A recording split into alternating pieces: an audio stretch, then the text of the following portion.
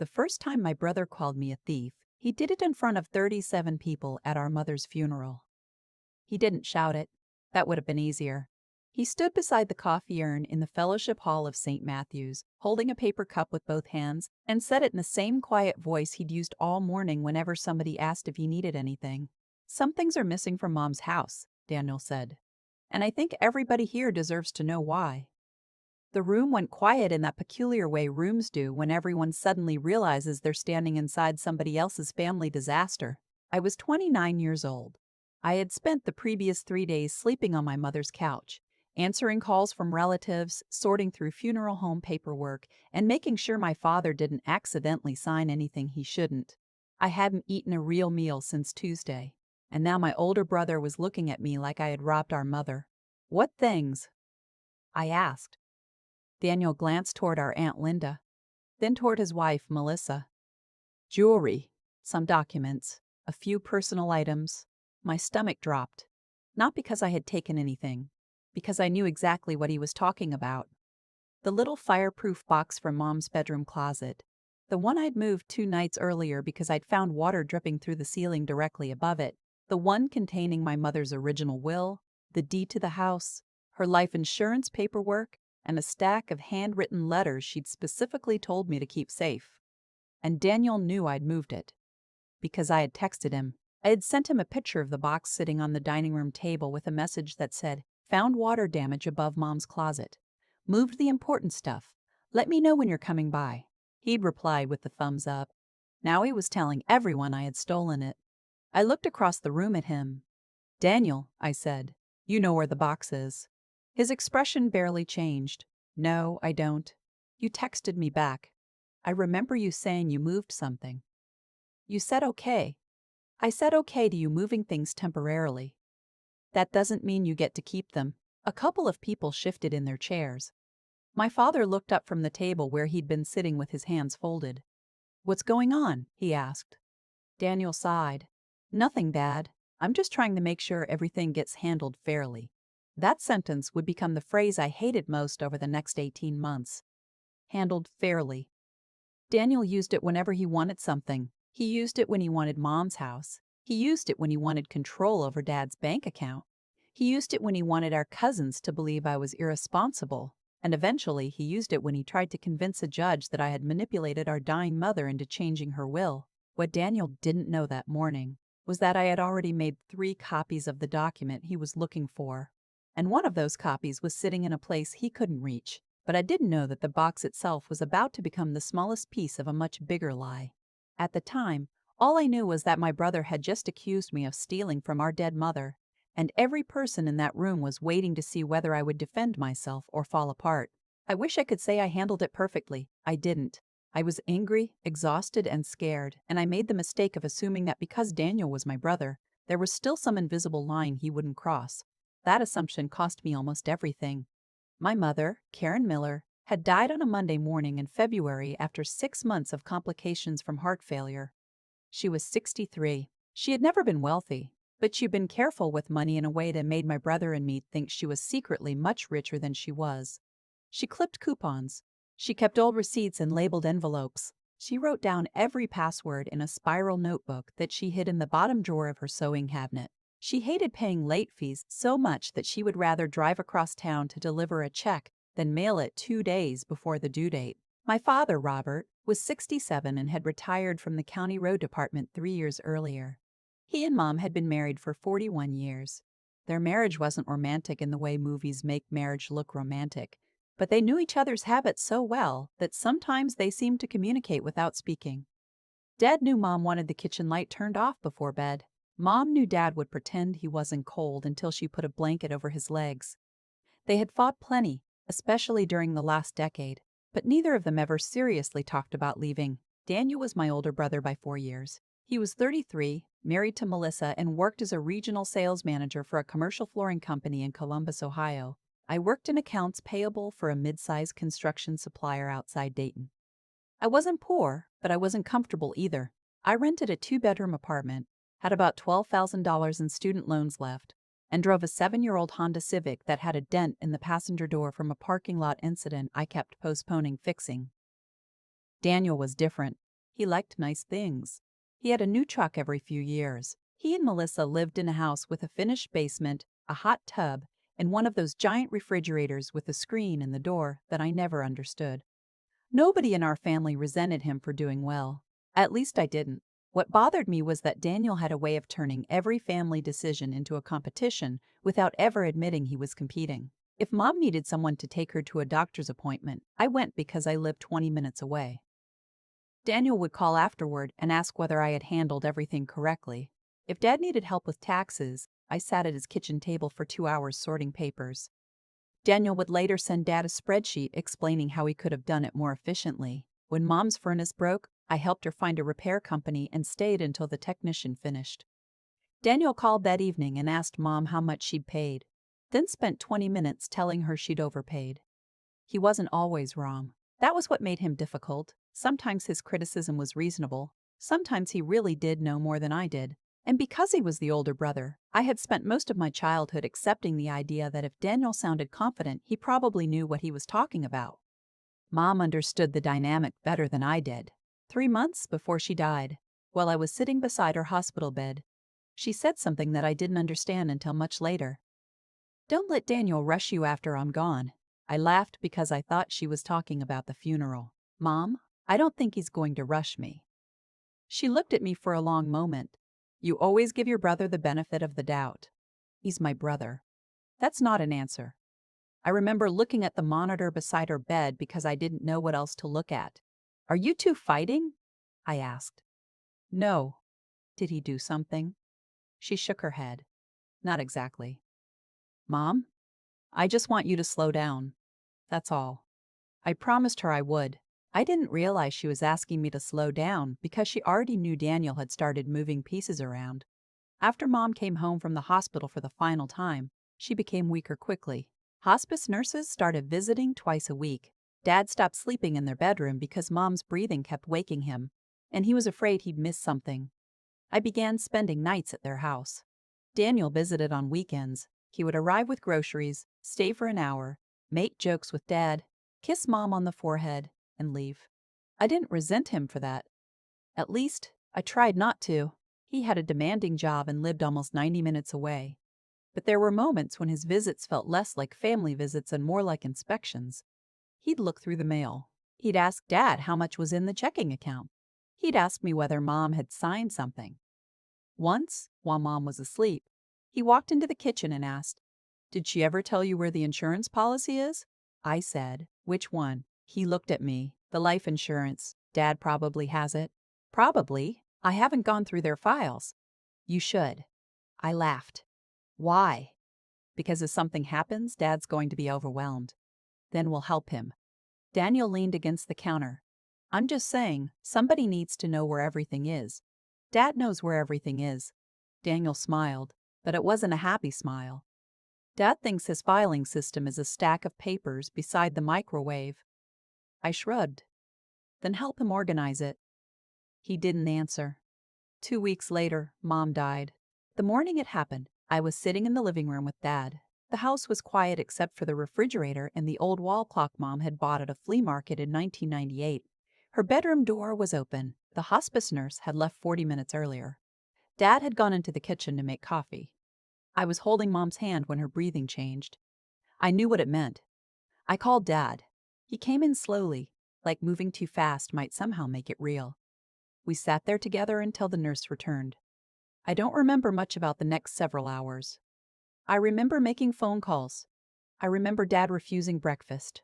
I remember Daniel arriving around noon, walking through the front door and standing completely still when he saw the empty hospital bed we'd rented for Mom. He didn't cry. Not at first. He just stared at the blanket. Then he walked into the bedroom and closed the door. I gave him privacy. Later I heard him crying. That was one of the reasons I defended him for so long. I knew he loved her. I knew his grief was real. Whatever came later, it didn't erase that. But grief doesn't make people better. Sometimes it removes the last layer of self-control. The funeral was 4 days later. After the service, we went to the church hall because that's what Mom had wanted. She'd written down everything. She wanted turkey sandwiches, coffee, chocolate chip cookies, and no one to spend money on flowers because they die anyway. She had actually written that in her notebook. Aunt Linda read it aloud and everyone laughed. It was the first time Dad smiled all week. Then Daniel accused me of stealing. I looked around the room. Aunt Linda was staring at the floor. Melissa had her arms crossed. Dad looked confused. Our cousin Mark had stopped chewing. I could hear someone near the kitchen whisper, "What?" I turned back to Daniel. "The box is at the house." "Then why didn't you tell me where?" "Because you didn't ask." "I'm asking now." "Fine, we'll go get it." Daniel shook his head. "That's not the point." "Then what is the point?" "The point is that Mom's things shouldn't be handled by one person." "I agree. You had access to everything for months." "Because I was helping her, and now things are missing." "What things?" He named 3 pieces of jewelry. A gold bracelet Mom had worn on her wedding anniversary, a small diamond ring she had inherited from her mother, and a silver watch she'd bought Dad for their 30th anniversary. I knew where the bracelet was. Mom had given it to Melissa the Christmas before. The ring was in the fireproof box. The watch was in Dad's dresser. "You know where those are?" I said. "Do I?" Daniel asked. "Yes." "Then let's go home and look." The way he said home made something inside me snap. It's Dad's house. Mom's house. Dad is alive, and Mom owned half of it. Daniel. "What?"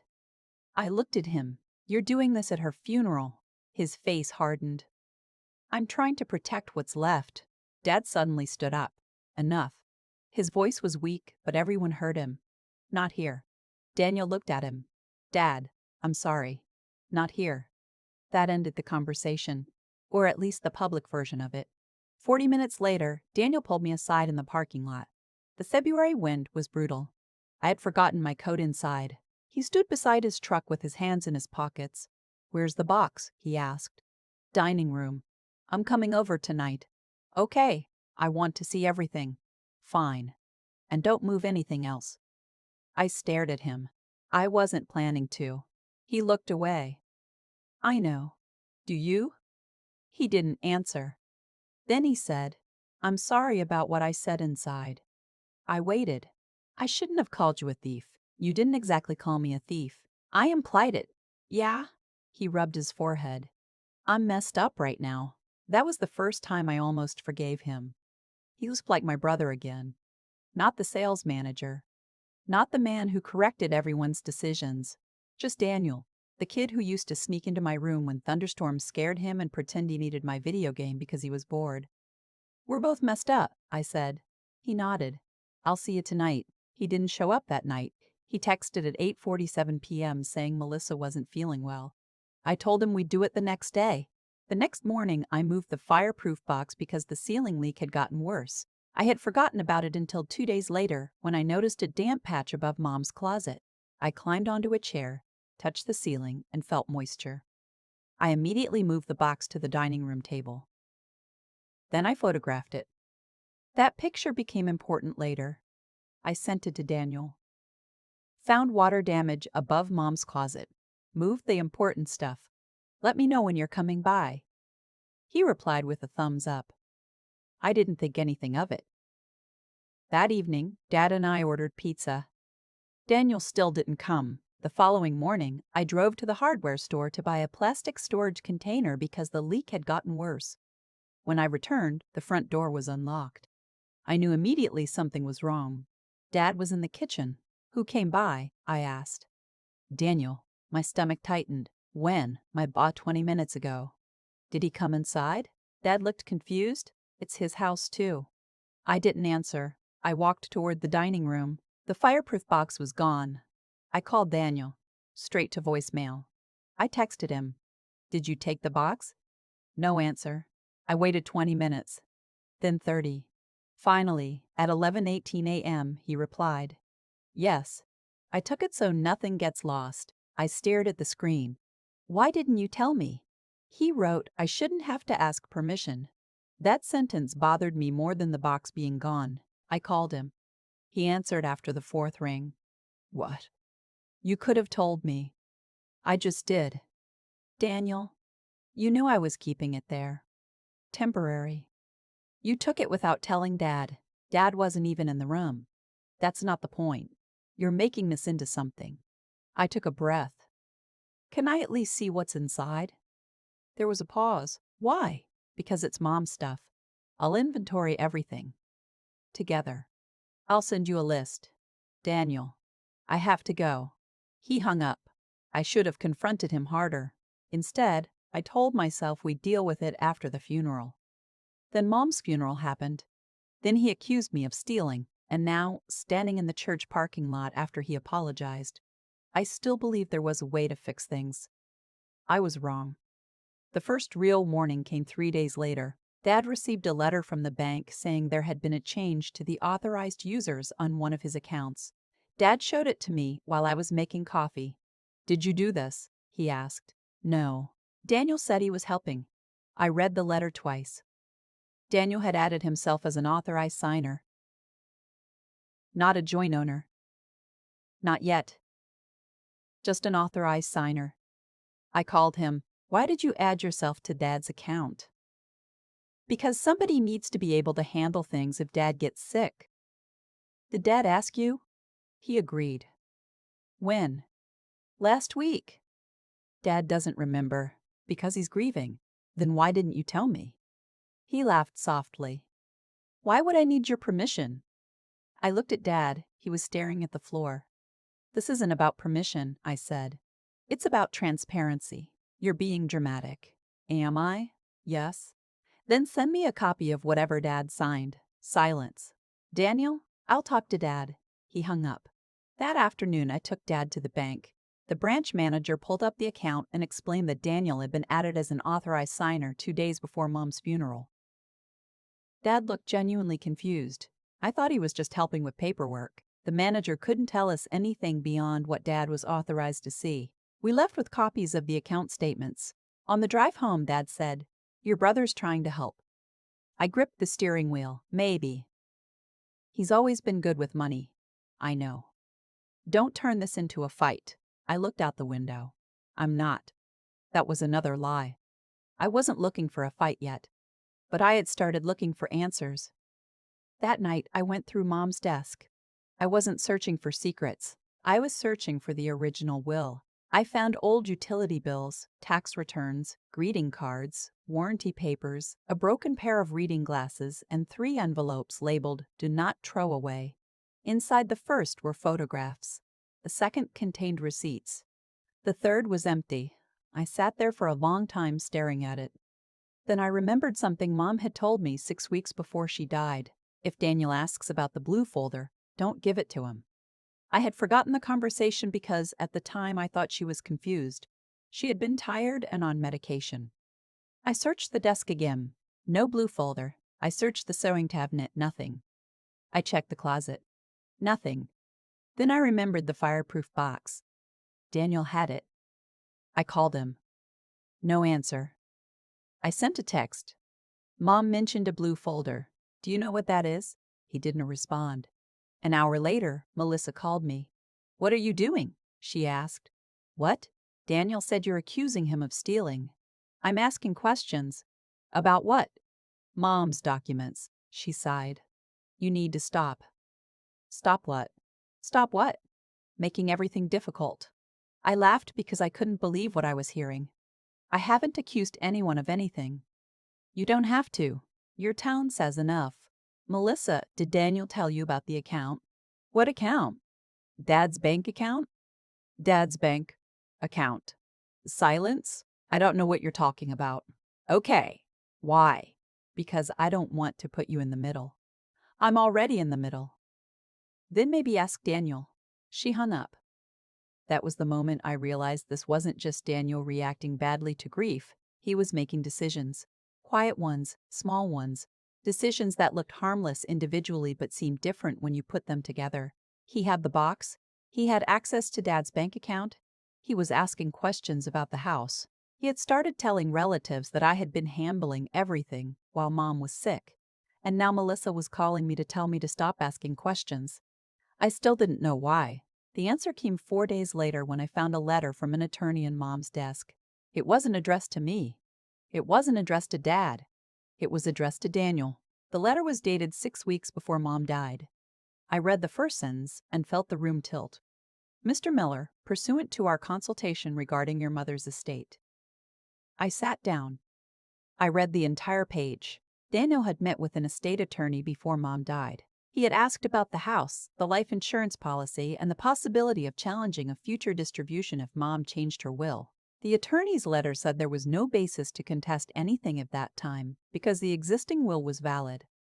But there was one sentence near the bottom that I couldn't stop reading. If your mother executes any new testamentary documents, particularly if they materially alter the prior distribution, you should preserve any evidence regarding her capacity and the circumstances under which such documents were prepared.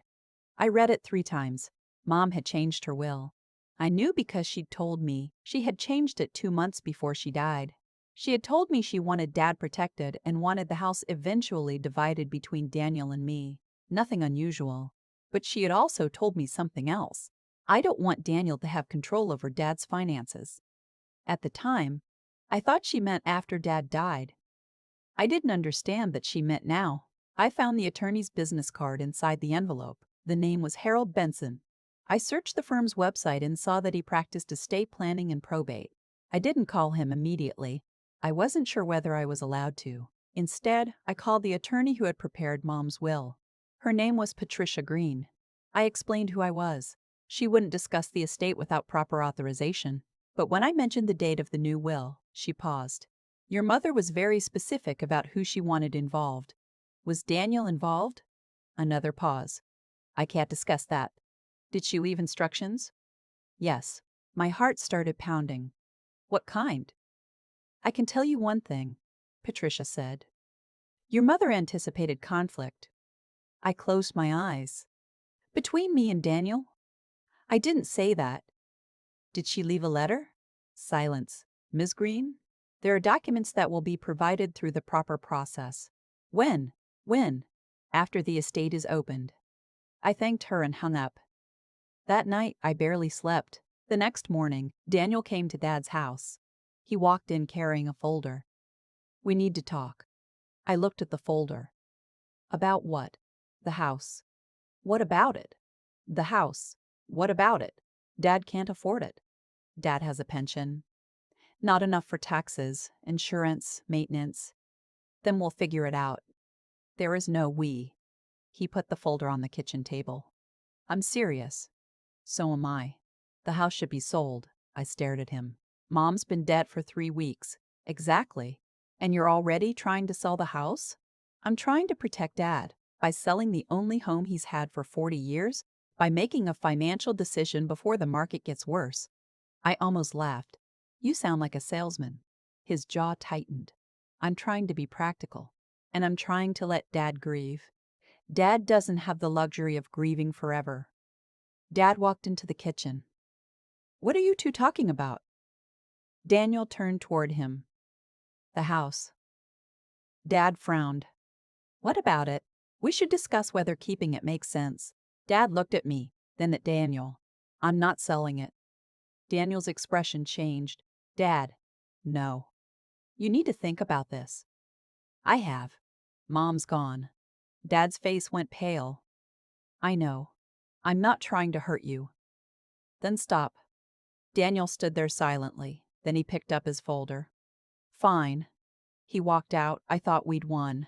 I thought Dad's decision ended it. I was naive. 3 weeks later, Dad received a certified letter. It was from a probate attorney. Daniel had filed a petition claiming there were concerns about the validity of Mom's latest will. He wasn't directly accusing me of forging it. He didn't need to. The filing said there were questions regarding undue influence and the circumstances surrounding the decedent's final testamentary decisions. The person most obviously positioned to answer those questions was me. I was the daughter who had spent the most time with Mom during her final months. The daughter who had driven her to appointments. The daughter who had been present when she signed documents.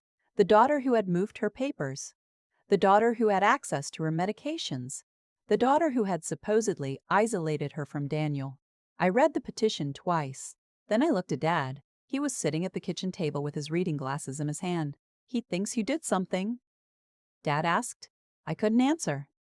He thinks I did something. I know. Do you believe him? Dad looked hurt. No. Then why are you quiet? He looked down. Because he's my son. Because he's my son. I understood then that this wasn't going to be a fight between Daniel and me. It was going to be a fight over the version of our family that everyone wanted to believe. Daniel had one advantage I didn't have.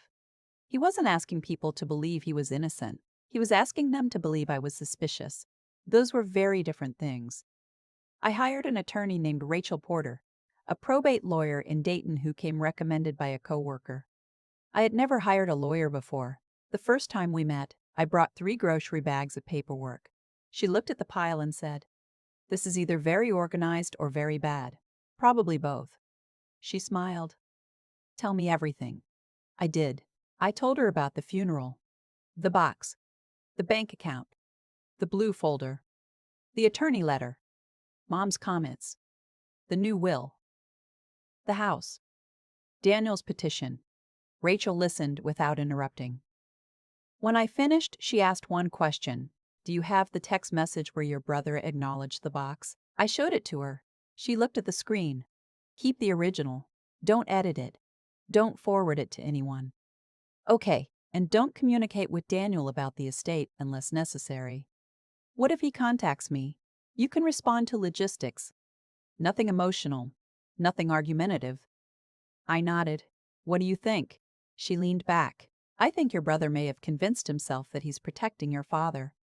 "And the estate?" "Possibly." "And me?" She paused. "That depends on what he believes he has to gain." That question stayed with me. What did he have to gain? At first, I thought it was the house. Then I thought it was money. But when Rachel reviewed the documents, she noticed something I hadn't. Mom's new will didn't give Daniel less than the old one. It gave him something different.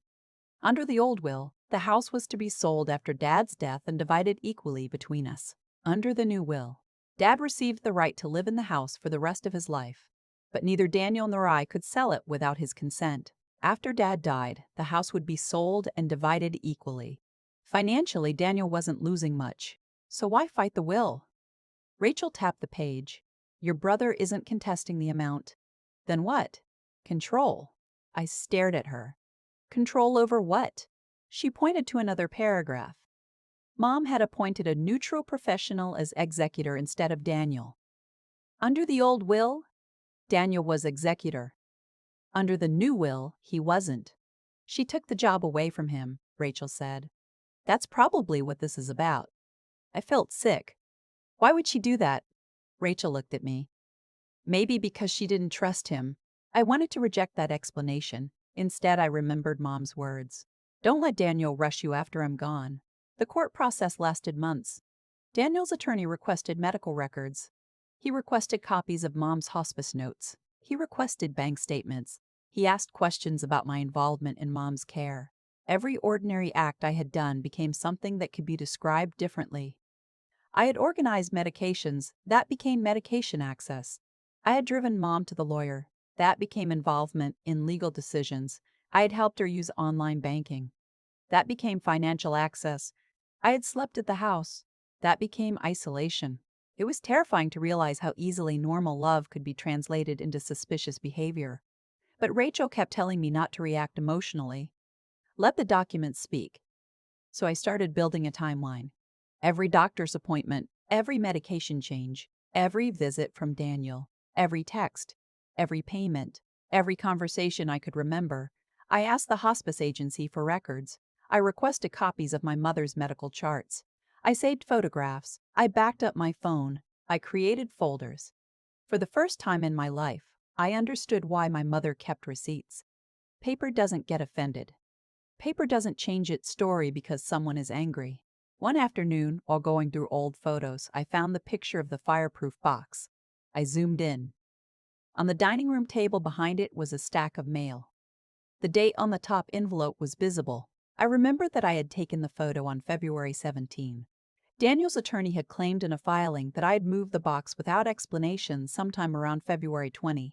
The dates didn't match. It was a small inconsistency. Nothing dramatic, but it mattered. I sent it to Rachel. She called me 10 minutes later. "Where did you get this?" "I took it. Do you have the original?" "Yes." "Don't change anything?" Yes. Don't change anything. I won't. This is useful. For the first time since Mom died, I felt something other than fear. Not hope exactly. More like footing. I had spent weeks feeling as if the floor beneath me could disappear at any moment. Suddenly I had something solid, a timestamp, a photograph, a text message, a record. It wasn't revenge. It wasn't raging. It wasn't victory. It was evidence. And evidence gave me patience. That patience became important because Daniel made his biggest mistake 3 months later. He told the court that Mom's blue folder had never existed. I knew it had. He didn't know that Mom had written his name on the inside cover. The morning after Rachel told me that Daniel had denied the existence of the blue folder, I sat in my car outside her office for almost 20 minutes without starting the engine. I had the folder in my lap. It wasn't some dramatic hidden treasure. It was a faded blue accordion file with a broken plastic clasp, the kind of thing my mother had probably bought at a drugstore for $3. But inside it were copies of things Daniel had apparently forgotten existed. The first page was a handwritten list of names and dates. The second was a photocopy of a bank statement. The third was a note from Mom's primary care physician. The fourth was a handwritten page in Mom's familiar block letters that began, "If something happens to me, I want Dad to stay in the house." I kept staring at those words. Rachel had warned me not to read too much into anything until she reviewed everything. But I couldn't stop myself. There were also several pages documenting conversations Mom had apparently had with her attorney. None of them were confidential legal notes. They were simply appointment reminders and questions Mom had written down before meetings. One line said, "Ask Patricia whether Daniel can become executor again if Dad asks him to." Another said, "Tell Patricia I don't want anyone fighting over the house." That one hurt more than I expected. My mother had known. She had anticipated exactly what was happening. I called Rachel. I found it. The blue folder? Yes. Where was it? Behind the sewing machine cabinet. Did your brother have access to that room? Yes. Don't accuse him. I wasn't going to. Good. Bring it in. I drove to her office and handed it over. She went through it slowly, taking photographs of each page and making notes. When she reached the handwritten statement about Dad staying in the house, she stopped. "This is important." "Because of the petition." "Because it shows intent. Mom wanted Dad protected." "Yes." Rachel flipped another page. "And this is more interesting." She showed me a copy of a receipt from an attorney's office dated January 12. "Your brother's attorney?" "No. Patricia Green's office. Mom paid for the consultation herself." "So?" "So it establishes that she was independently seeking advice before the will was changed." I stared at the receipt. "Does that prove anything?" "Not by itself." She put it down. "But your brother's theory depends on the idea that you somehow engineered this entire process. Independent legal consultations make that harder to argue." I nodded. I wanted to feel relieved, but I couldn't. "What happens now?" I asked. "We respond to the petition." "And then?" "Then we see what your brother does." "What if he keeps fighting?" Rachel looked at me for a moment. "Then you keep documenting."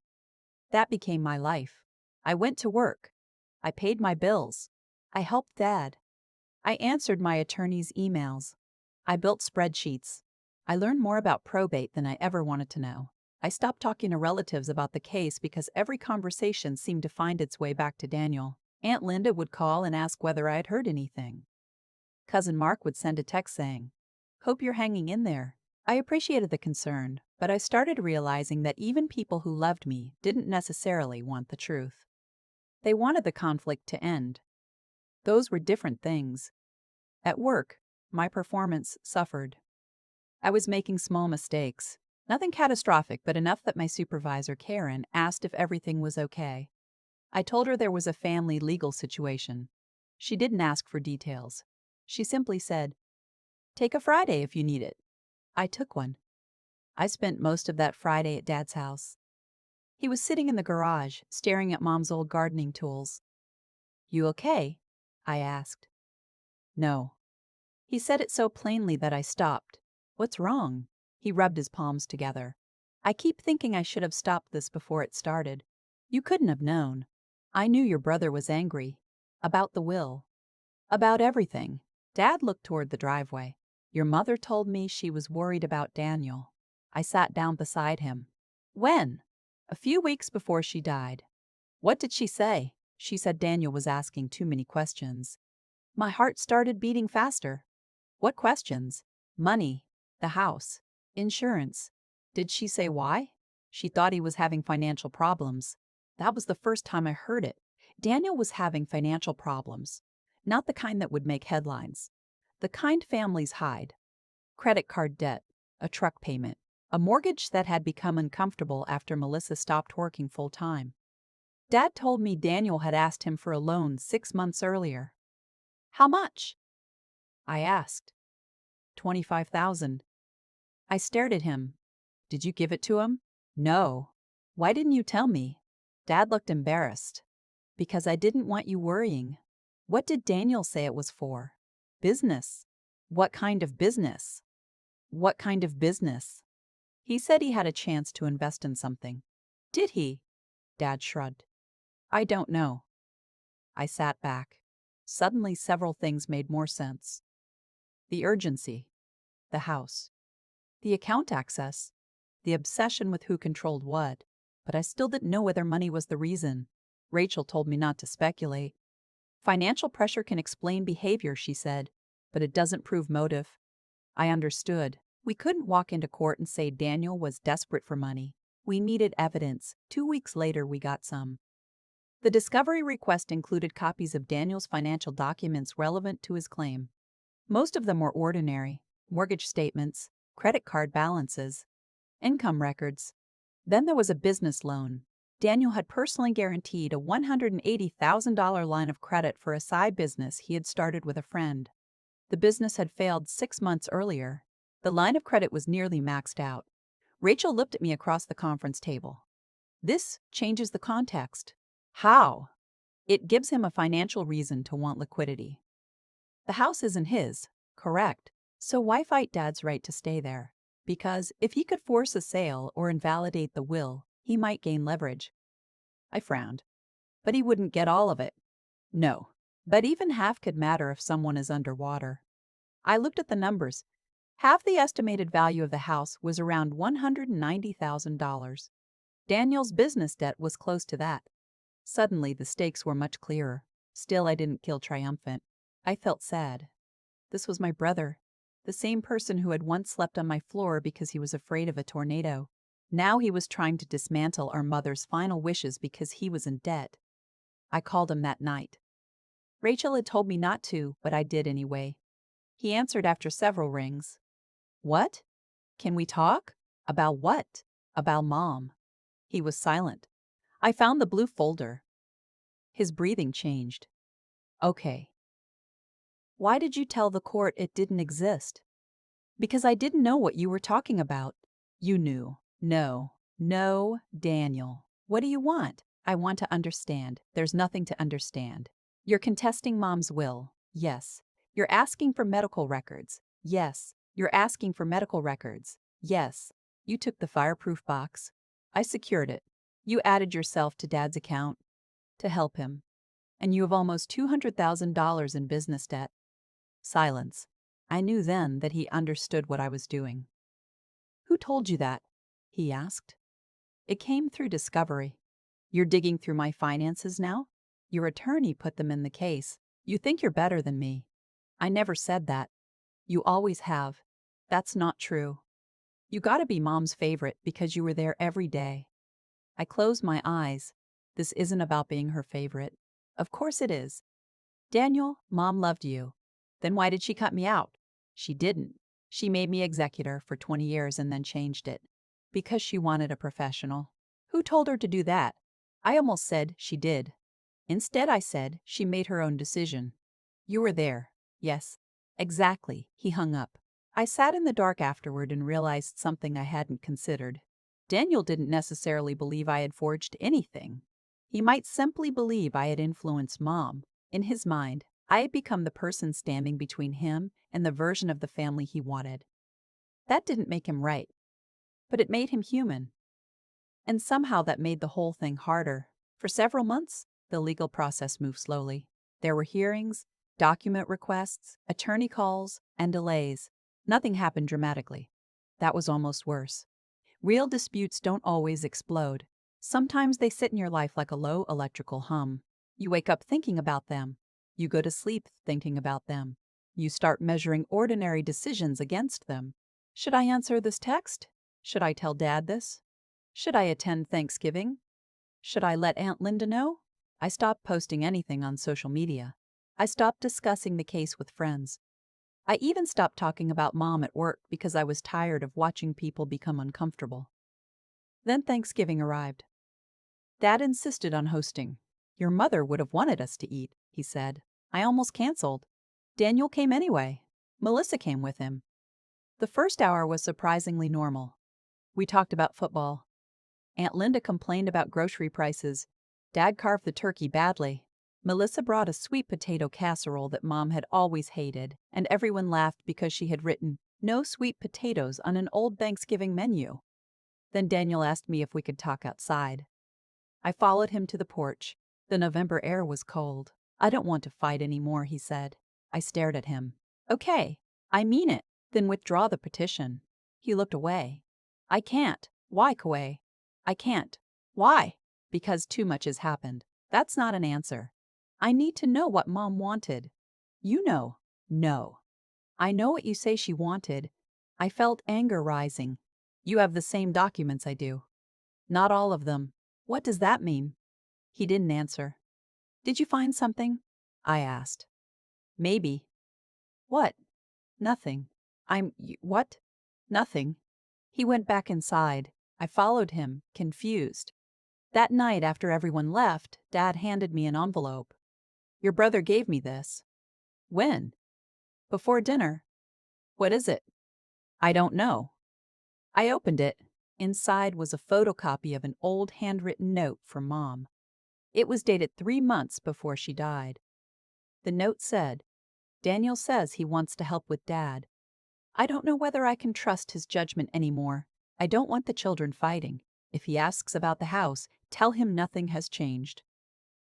I looked at Dad. Where did he get this? He said he found it in Mom's desk. I immediately noticed something strange. The handwriting was Mom's, but the page had been torn from a larger notebook. The bottom edge was uneven. Rachel later examined it and noticed something else. The note didn't contain a signature. More importantly, the ink looked different from the ink on the other pages Mom had written that week. We couldn't prove it was forged, but we couldn't authenticate it either. Rachel told me to keep it. Don't accuse him, she said again, but preserve it. I asked her why Daniel would give me something that could potentially help me. She said maybe he didn't realize it would. But I had another theory. Daniel wasn't trying to help me. He was trying to create a competing version of Mom's intentions. If he could produce documents suggesting Mom was conflicted about me, he could strengthen his claim that her decisions were influenced. It was subtle, almost clever, and for the first time I realized I couldn't assume every piece of evidence was what it appeared to be. The case became more complicated when Patricia Green, Mom's attorney, agreed to testify. Daniel's attorney questioned her for nearly 4 hours. Rachel prepared me for it. They'll try to make her look careless. They did. They asked whether Mom was on medication, whether she was tired, whether I was present at appointments, whether I had discussed the will with her. Patricia answered calmly. Yes, your daughter was present at some appointments. Did she speak for her mother? No. Did she influence her? No, ni my presence. How can you be certain? Patricia paused. Because your mother told me directly that she did not want her daughter making decisions for her. That sentence hit me harder than anything else. Mom had protected me without telling me. Daniel's attorney then asked whether Mom had expressed concerns about Daniel. Patricia said yes. What concerns? I can't disclose privileged communications. Did those concerns relate to finances? I can't disclose privileged communications. Did your mother have independent reasons for changing her estate plan? Patricia looked at the attorney. Yes. Were those reasons documented? Yes. Were those reasons documented? And were those documents prepared before or after her daughter became involved? Before. Rachel later told me that was a major turning point.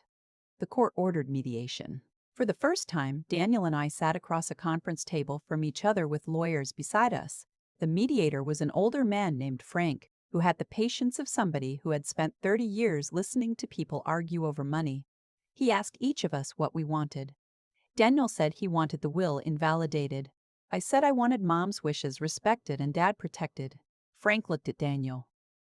What would you accept? Equal treatment. I almost laughed. The will gives you equal treatment. Not control. Why do you need control? Why do you need control? Daniel stared at the table. Then he said, because somebody has to protect Dad. I looked at him. Dad doesn't need you to control him. He does. He told you no. He doesn't understand the finances. He understands that he doesn't want to sell his home. Daniel's voice rose. And what happens when he can't afford it? Then we help him. With what money? Mine. He laughed bitterly. You don't have enough. Maybe not, but I won't sell Mom's house behind his back. The mediator interrupted. Let's keep this productive. The mediator interrupted, but afterward Daniel caught me in the hallway. You think this is about money, isn't it? No. Then what is it?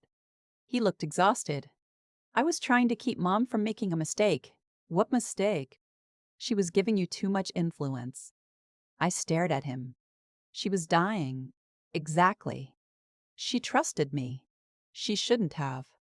I felt something inside me go cold. Why? He didn't answer. Instead, he said, ask Dad what Mom told him about the insurance. Then he walked away. I called Dad that night. He didn't answer. I tried again. Nothing.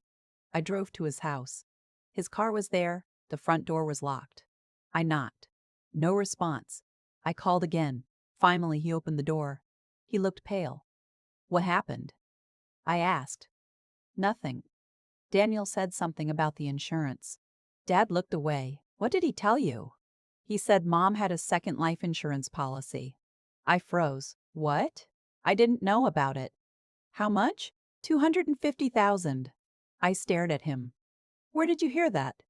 Daniel showed me a statement. I felt the pieces shifting again. Do you have it? Dad went to his bedroom and returned with a photocopy. It looked legitimate. The policy was in Mom's name. The beneficiary was listed as Dad. But there was a problem.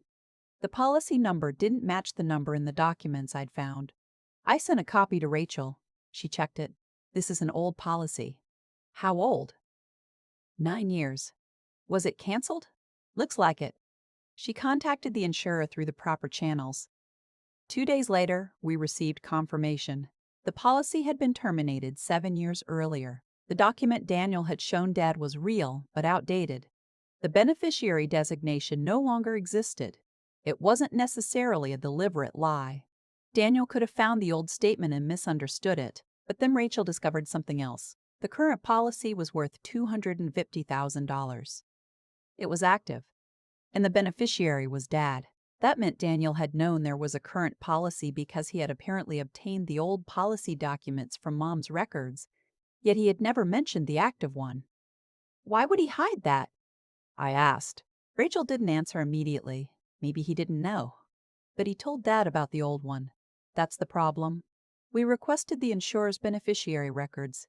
The active policy had been updated 4 months before Mom died. The beneficiary remained Dad. No changes had been made. There was also a note that Mom had requested a copy of the beneficiary designation herself. The request had been mailed to her home. I remembered that day. Daniel had visited. I had been at work. That evening, Mom had told me, your brother was asking about the insurance again. I hadn't thought anything of it. Now I couldn't stop thinking about it. The biggest break came from an unexpected person. Melissa called me. She asked if we could meet without Daniel knowing. I hesitated. Then I agreed. We met at a coffee shop halfway between our houses. She looked exhausted. I don't know what to do, she said. What happened? She put her phone on the table. Daniel's been lying to me. My stomach tightened. About what? Money. She showed me screenshots of bank transfers. Some were from their joint account to an account I didn't recognize. What's that? His business account. How much? Over the last year? About $40,000. Why? He told me the business was profitable. I looked at the screenshots. Maybe he was covering losses. That's what I thought. She swallowed. Then I found emails. What emails? What emails? Between him and his attorney. I stared at her. What did they say? She unlocked her phone. I didn't forward them. I just took screenshots. The messages were brief. Daniel had asked whether contesting the will could force a sale of the house. The attorney had responded that it depended on the wording and whether the court accepted his undue influence argument. Another email mentioned liquidity concerns and personal guarantees. Then there was one line that made my hands go cold. If the house is sold, the proceeds would resolve the outstanding exposure. Melissa looked at me. I didn't know he was going to use the inheritance to pay the business debt. I stared at the screen. Does he know you have these? No. Why are you showing me? She looked down. Because I think he's gone too far. Are you leaving him? She shook her head. Melissa, I don't want you dragged into this. I'm already dragged into it. She wiped her eyes.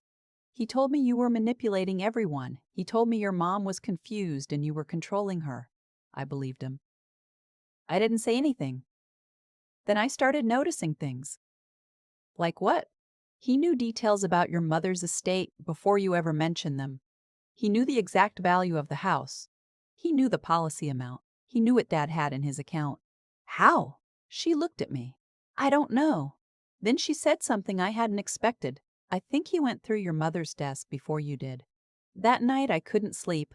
I kept thinking about the missing fireproof box, the blue folder, the insurance policy, the old note, the bank account, the attorney consultation, and Daniel's debt. The story was becoming clearer, but there was still one missing piece. Why had Mom changed the executor? Why had she specifically worried about Daniel controlling Dad's finances? Why had she told me not to let him rush me? I went to my mother's things again, this time carefully, not looking for evidence, but for patterns. I found an old calendar. Several dates were circled in red. One was January 12, the day of her attorney appointment. Another was January 19. Another was February 2nd. Next to February 2nd, she had written, "Talk to R about D." I assumed R meant Dad. Later, I realized it probably meant Rachel. No, Rachel wasn't involved yet. It meant her brother, Robert. Dad. I showed it to Dad. He stared at the page for a long time. She told me she was afraid Daniel would borrow against the house. I felt my throat tighten. What? She said he asked whether the house could be used as collateral. Did he? He said he was only asking. And you told Mom? Yes. Dad looked ashamed. I thought she'd forget about it. Why didn't you tell me? Why didn't you tell me? Because she made me promise not to. That was the hardest part. I had spent months believing I had been the one protecting Dad. But Mom had been protecting all of us from something she didn't want us to see. She had been quietly documenting Daniel's behavior while trying to prevent a family war. She had failed. But not because she hadn't prepared. She had prepared carefully. We just hadn't known where to look. 3 months after the funeral, the court hearing finally arrived. Daniel sat beside his attorney. Melissa sat behind him. Dad sat beside me. When the judge entered, everyone stood. The hearing lasted less than 2 hours. There was no dramatic speech, no shouting, no television-style revelation. Lawyers presented documents. Patricia testified. Rachel introduced the timeline. The photograph of the fireproof box became part of the record. The text message from Daniel acknowledging he had taken it was entered. The bank record showed he had added himself to Dad's account. The medical record showed Mom remained competent throughout the period in question. The attorney's record showed she had independently consulted counsel. The judge didn't rule that day. Instead, he ordered another mediation and warned both sides that continued litigation would be expensive. Outside the courthouse, Daniel approached me. "You happy?" he asked. "No. You got what you wanted. I want Mom's wishes respected." Same thing. I looked at him. "No, Daniel. It's not." He lowered his voice. "You don't understand what I'm trying to do." "Then explain it." "I can't." "Why?" He looked at Melissa. She looked away. Then he said, "Because if I tell you, you'll use it against me, maybe because it's wrong." He shook his head. "You always think you're the good one." "I don't." "You do."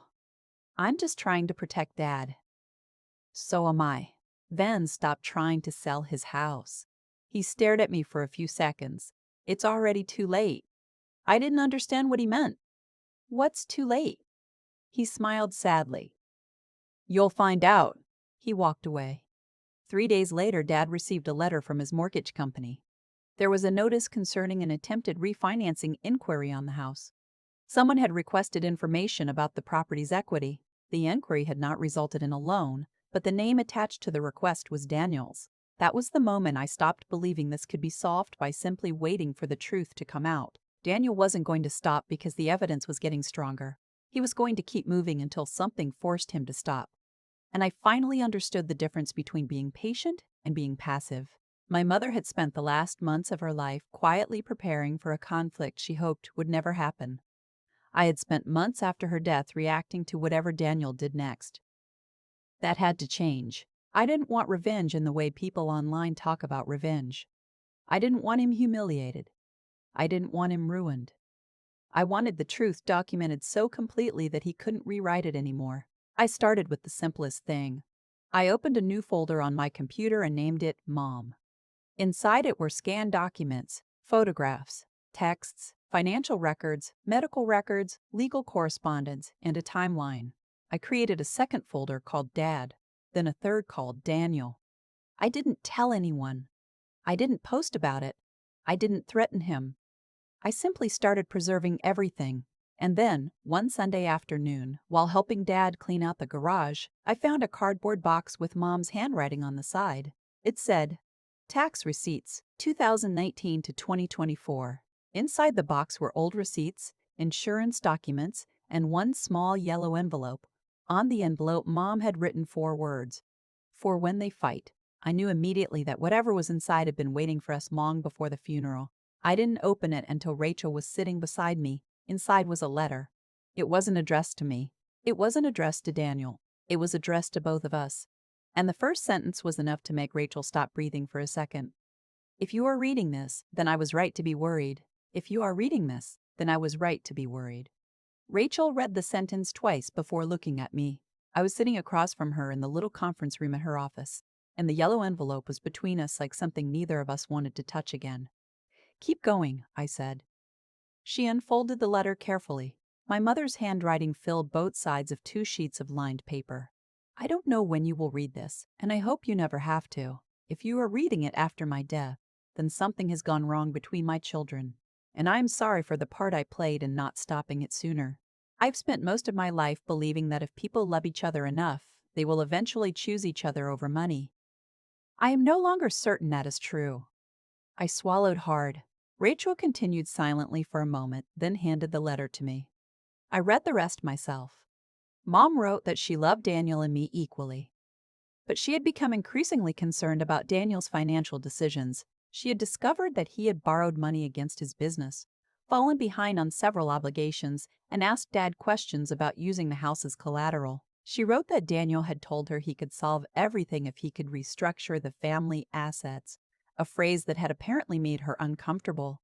She also wrote something that made my hand shake. I do not believe Daniel intends to hurt Dad. I believe he thinks he is entitled to make decisions because he is the oldest son, and I believe he has convinced himself that whatever protects him financially also protects the family. That sentence changed the way I looked at my brother. It was easier to hate someone who wanted to hurt you. It was harder to hate someone who could rationalize hurting you as love. Mom went on to explain why she changed the will. She hadn't done it because she wanted to punish Daniel. She hadn't done it because she preferred me. She had changed the executor because she believed neither of us should control the estate while grieving. She had chosen a professional executor because she thought a stranger would be less likely to make emotional decisions. She had also added specific language protecting Dad's right to remain in the house. Then came the part that neither Rachel nor I expected. Mom had discovered that Daniel had attempted to obtain information about the home's equity without Dad's permission. She had confronted him. He had admitted asking a lender what the house might support but claimed he had never intended to use it. Mom didn't believe him. She wrote, "He said I was overreacting." Maybe I am. I hope I am. Then she wrote about me. My daughter has been here more than anyone. She will probably blame herself if Daniel and she fight. I need her to understand that she is not responsible for keeping the peace between adults. I had to stop reading. Rachel waited. I wiped my face and continued. If Daniel challenges the will, do not respond with anger. He may believe he is fighting for what is fair. Let the document speak. Do not destroy him. Do not humiliate him. Protect your father and protect yourself. If he eventually admits what he is doing, give him a chance to stop. But if he refuses, do not let guilt make you surrender what I intentionally left behind. At the bottom, Mom had written one final sentence. Your brother is not a monster, but love does not require you to trust someone who has stopped being trustworthy. There was no signature, just the initials K. M. Rachel put the letter down. This is powerful. Can it be used? Potentially. Does Daniel know it exists? I don't know. What if he finds out? Then we make sure the original stays safe. I looked at her. Mom knew. Yes, she knew exactly what he was doing. She suspected. She knew enough to prepare. Rachel nodded. I felt something inside me shift. For months, I'd been trying to prove that I wasn't the villain in my brother's version of events. Now I realized I didn't need to win that argument. I needed to preserve the truth.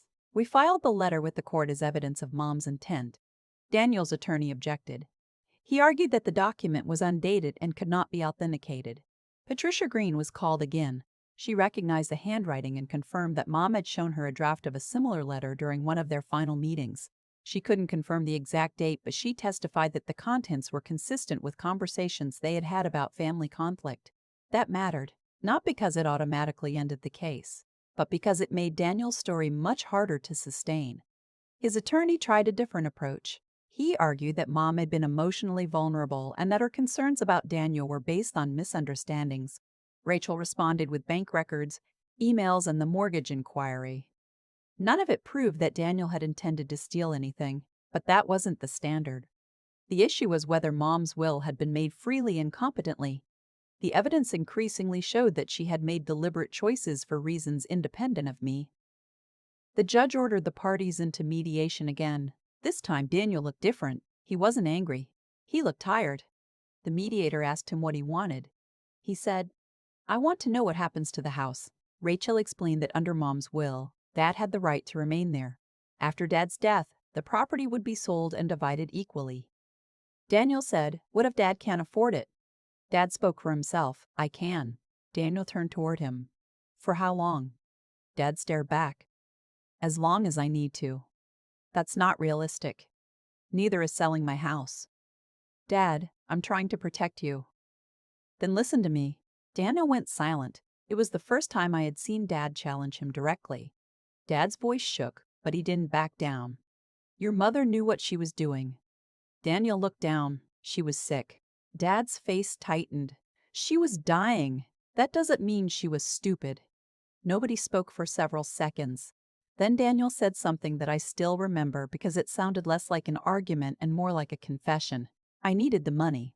Melissa closed her eyes. I looked at him. What? He rubbed his hands over his face. I needed the money. The mediator asked, Can you explain? Daniel looked at me. The business failed. I was trying to keep it from collapsing. How much debt? Rachel asked. His attorney interrupted, but Daniel waved him off. About $200,000. And you thought the house would solve it. I thought selling it would give everybody something. I couldn't believe it. Dad didn't want to sell. I know. Mom didn't want to sell.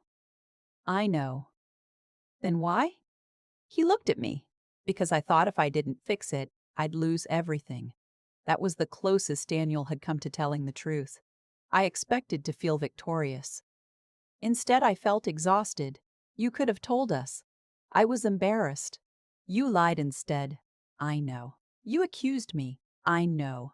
You told people I manipulated Mom. His eyes filled with tears. I know. Melissa started crying quietly behind him. The mediator gave us a break. Outside the room, Daniel sat alone in the hallway. I walked over. For a moment, neither of us spoke. How bad is it? I asked. He stared at the floor. Bad. Do you still have the business? No. The house? Mine and Melissa's? Can you keep it? He shrugged. Maybe. Does she know everything? He glanced toward the conference room. She knows enough. I wanted to tell him that he deserved whatever happened next. Instead, I said, Mom would have helped you if you'd asked. He looked at me. Would she? Probably.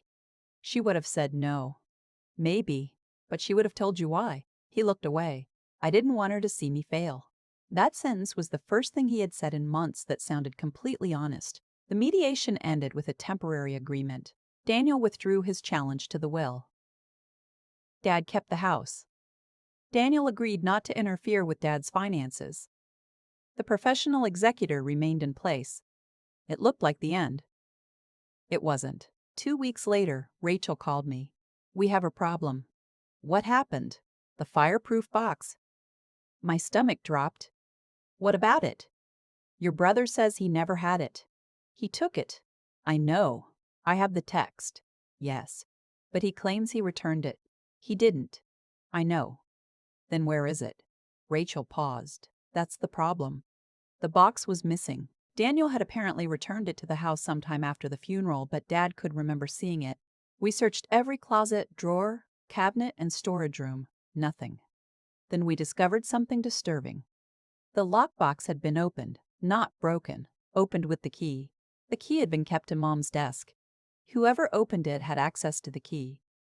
Inside the box had been the original will, the deed, the insurance documents, and several letters.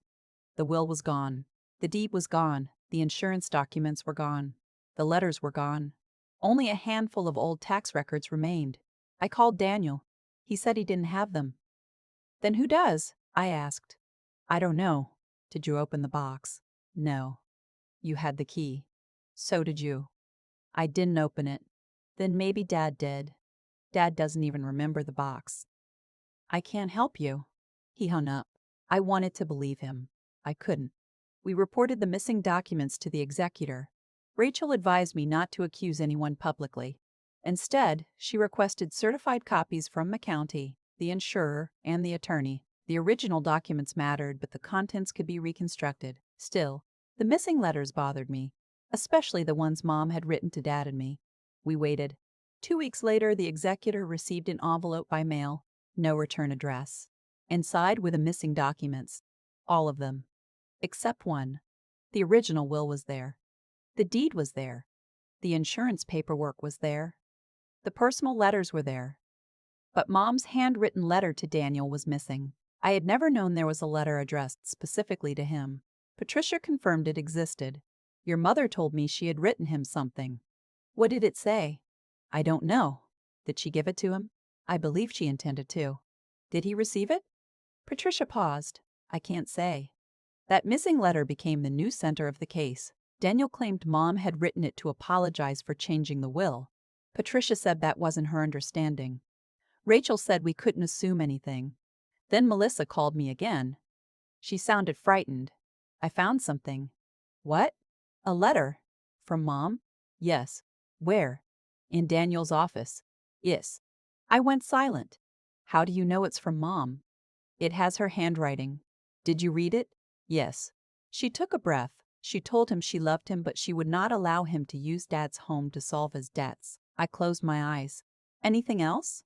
"She said if he continued asking Dad for money, she would tell you." "Why didn't you give this to Rachel?"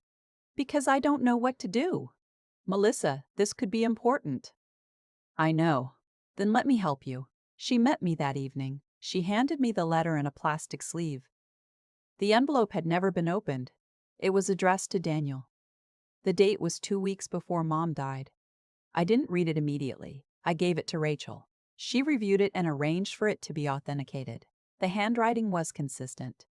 Patricia confirmed that Mom had mentioned writing a letter to Daniel during their final consultation. When Daniel's attorney was confronted with the document, his response was strange.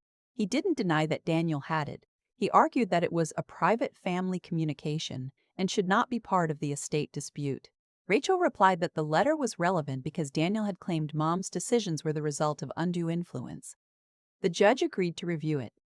The contents were devastating to his argument. Mom wrote, "I am not choosing your sister over you. I am choosing not to put your father's home at risk." She told Daniel she knew about the business debt. She said she had asked him directly whether he intended to use the house to pay it. According to the letter, he had told her no. She wrote that she believed him, but was still uncomfortable with the questions he had been asking Dad. She asked him to stop. She wrote, "If you need help, ask for help." Do not make your father choose between being your father and protecting his home. That sentence destroyed me. Not because it proved Daniel was evil, because it showed Mom had tried one final time to reach him as his mother, and he had responded by accusing her of being manipulated. When Daniel saw the letter in court, he didn't speak. He just stared at it. The judge asked whether he disputed its authenticity. His attorney said no. The case was essentially over. The judge ruled that Mom's will was valid. He found no evidence of undue influence by me and noted that the record showed independent legal advice, consistent medical capacity, and documented concerns about financial pressure from Daniel. The professional executor remained. Dad's right to the house was protected. Daniel was ordered to reimburse part of the estate's legal costs. It wasn't the dramatic victory I had imagined during the worst nights. Nobody was dragged away. Nobody lost everything. The judge simply made a ruling, and life continued. But something had changed. Daniel couldn't rewrite what happened anymore. The documents existed. The timeline existed. The letters existed. The court record existed. I thought that would be enough. Then, 3 weeks after the ruling, Daniel came to my apartment. He stood outside my door holding a cardboard box. I almost didn't let him in. "What is that?" I asked. "Mom's stuff. Why are you bringing it here?" "Because I can't keep it." He put the box down. Inside were photographs, old Christmas cards, a recipe book, a framed picture of Mom and Dad, and several envelopes. I picked up one photograph. It was from when Daniel and I were children. We were sitting on the hood of Dad's old Ford. Daniel had one arm around me. I barely recognized us.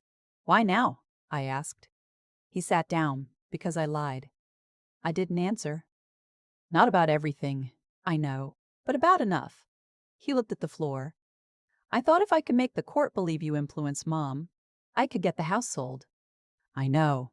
I thought I could pay the debt and then rebuild. You should have told us." I was ashamed. "You keep saying that because it's true." He looked at me. "Do you hate me?" I thought about it. Sometimes. He nodded slowly. "Fair. I don't want to hate you. I don't know how to fix this. Neither do I." He looked at the photograph in my hand. Mom was right. "About what?" "She said you always try to fix things that aren't yours to fix." I almost smiled. "She told me the opposite." He looked surprised. "What?" "She said I wasn't responsible for keeping the peace between adults." He laughed quietly. "That sounds like her." We sat there for a while. Then he said, "There's something else." My stomach tightened. "What?" "The mortgage inquiry." "What about it?" "I made it, I know. But I wasn't trying to steal the house." "Then what?" He looked embarrassed. "I wanted to know whether I could refinance Dad's equity if I became executor." I stared at him. "You couldn't." "I know that now." "You knew then." He nodded. "I knew enough." That was the final piece. He hadn't misunderstood the law.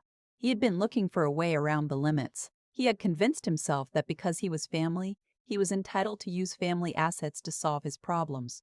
And that was the real betrayal. Not the money, not the court petition, not even the lies. It was the belief that our parents' sacrifices were resources available to him whenever his own life became difficult. I told him he needed to apologize to Dad. He said he would. I told him he needed to tell Melissa the entire truth. He said he had. I told him he needed to accept that our relationship might never be what it was. He nodded. "I know." He left the box and walked out. I thought that was the end. It wasn't. 6 months later, Dad had a minor stroke. He recovered, but the experience changed everything. He couldn't drive for several weeks. He needed help with medications. He became frightened about living alone. Daniel offered to move in. Dad said no. I moved in temporarily instead. I didn't do it because Mom had told me to protect him. I did it because Dad was scared and needed someone. Daniel accused me of doing exactly what he had accused me of before. "You're isolating him again." I told him he could visit any time. He said, "You know what you're doing." I almost hung up. Instead, I said, "Come over tomorrow." He came. Dad was sitting in the living room. Daniel sat across from him. "Dad, do you want her staying here?" he asked. Dad looked at him. "Yes." "Do you want me staying here?" "No." Daniel swallowed. Why? Dad looked tired. It was the first time he accepted a boundary without arguing. Maybe that was the beginning of something. Not forgiveness. Not yet. But accountability. Over the next year, Daniel slowly started rebuilding his life. He sold the truck. He closed the business account. He took a lower-paying management job closer to home. Melissa stayed, though I never asked her why. They sold their house and moved into a smaller place. The debt didn't disappear. They negotiated repayment plans. He wasn't ruined. He wasn't suddenly successful. He simply had to live with the consequences of decisions he'd made.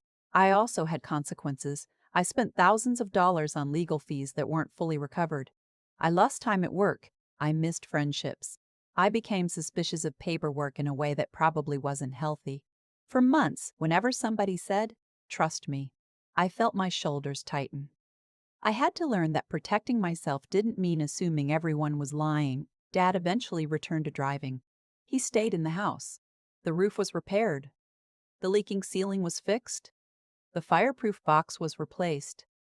The new one stayed in Dad's safe, and nobody had a key except him. One spring afternoon, I was cleaning out the attic when I found Mom's old sewing machine. I sat on the floor beside it and thought about the blue folder, the missing letters, the yellow envelope, the way she had quietly prepared for a conflict she hoped would never happen. I realized then that the most important thing she had left me wasn't the house, or the money, or the documents. It was permission to stop confusing peace with surrender. For a long time, I thought revenge meant making Daniel feel what he had made me feel. I wanted him to know what it was like to have people doubt you. I wanted him to sit across from a judge and hear his own words repeated back to him. I wanted him to lose the certainty he had carried through the entire fight. But when it finally happened, none of that felt like revenge. The closest thing to revenge was watching him have to live honestly with the choices he'd made. No dramatic punishment, no public humiliation, just consequences. And there was one final thing I hadn't expected. About a year after the court case ended, Daniel called me on a Tuesday night. "I found something," he said. "What?" "In Mom's old desk." "What is it?" "A recording." I sat up. "A recording of what?" "Her." My heart stopped. "What do you mean?" "It's on an old digital recorder. I think she used it for reminders." "Have you listened?" "A little." "What does she say?" He was quiet. "She talks about us." "Both of us?" "Yes." "Send it to me." "Because she says something about me." "What?" He took a breath. "She says she knows I'm scared." I closed my eyes. "And she says being scared doesn't give me the right to make everyone else scared with me." I didn't know what to say. Then he said, "I think she was talking about what I did." "She probably was. Do you want to hear it?" I hesitated. "Yes." He sent me the file. I listened alone in my apartment. Mom's voice was weak, slightly breathless, but unmistakable. She was speaking to herself, probably recording a reminder. She talked about Dad's medications. She talked about a doctor's appointment. Then she said, "Daniel thinks he has to solve everything. I wish he understood that sometimes the strongest thing a person can do is admit they need help." There was a long pause. Then she said, "And I wish my daughter would stop trying to carry everybody." I started crying before the recording ended. That was the part that stayed with me. She had seen both of us clearly. Daniel's fear, my need to fix things. Neither of us had been the hero. Neither of us had been the villain. We were two adult children who had taken our parents' love and turned it into a battlefield, because one of us was afraid of losing everything and the other was afraid of losing the family. I saved the recording. Daniel kept the original. We agreed not to share it with anyone else.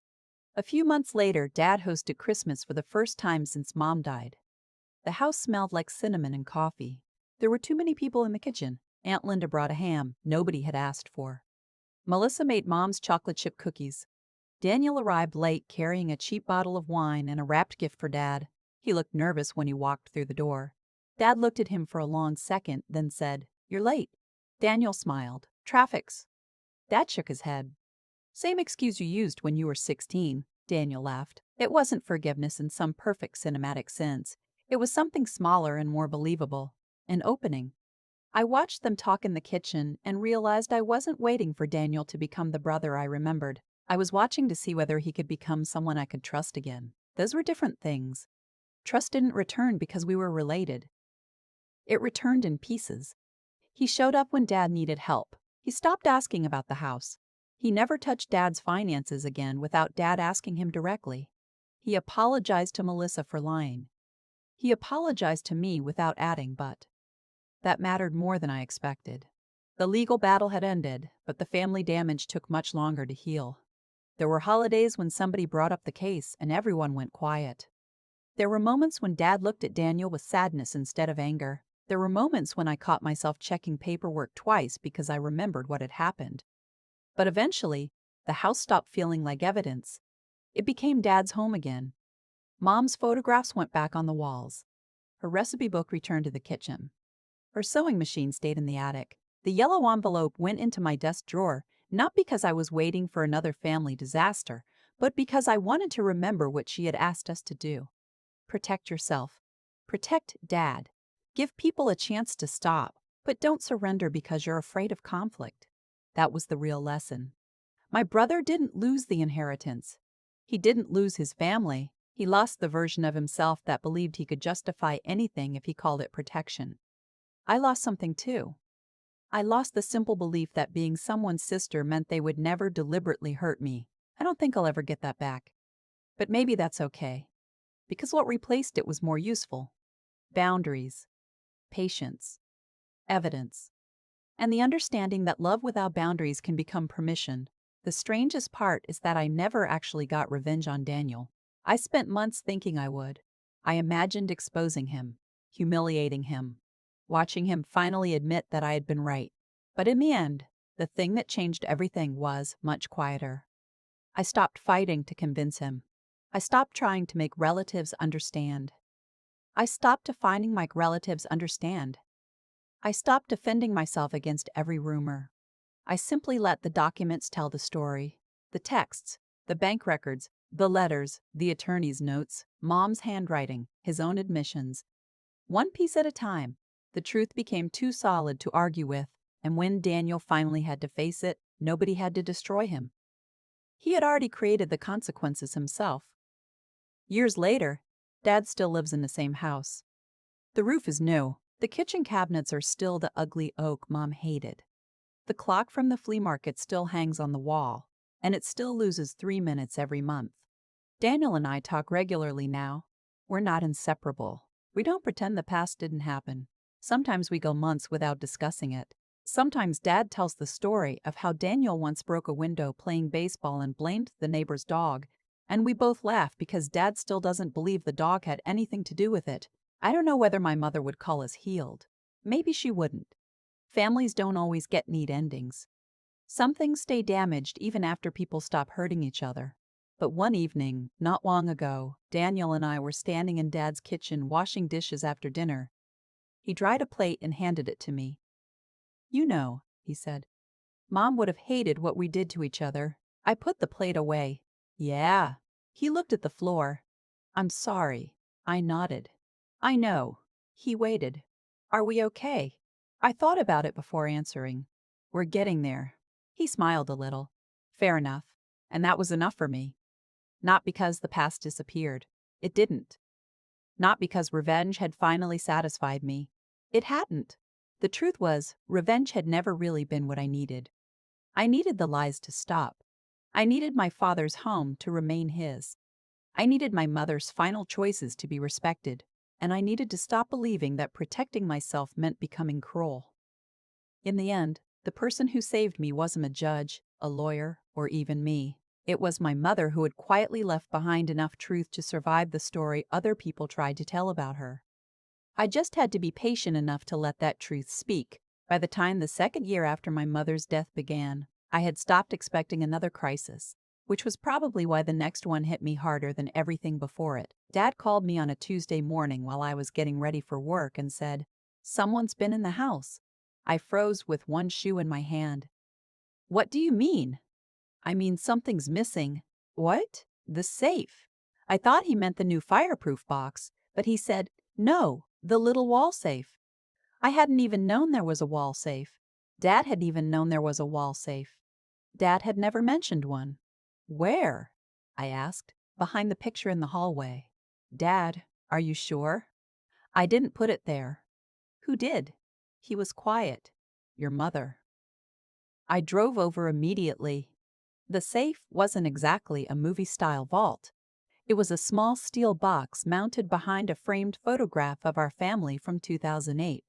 The frame had been moved, the screws had been removed, and the safe door was open. Inside, there had apparently been an envelope containing old bonds, a few pieces of jewelry, and something Dad described as Mom's private papers.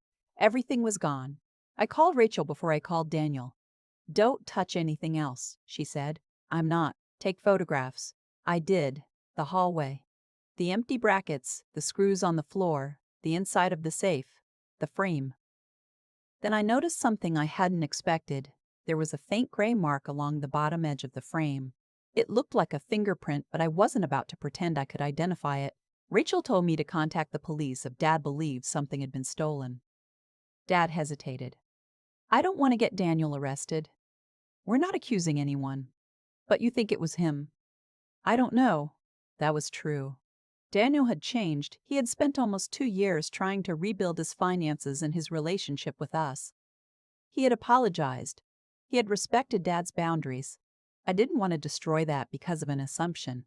We called the police anyway because the safe had been removed and property was missing. The officer took a report, photographed the scene, and asked Dad who had access to the house.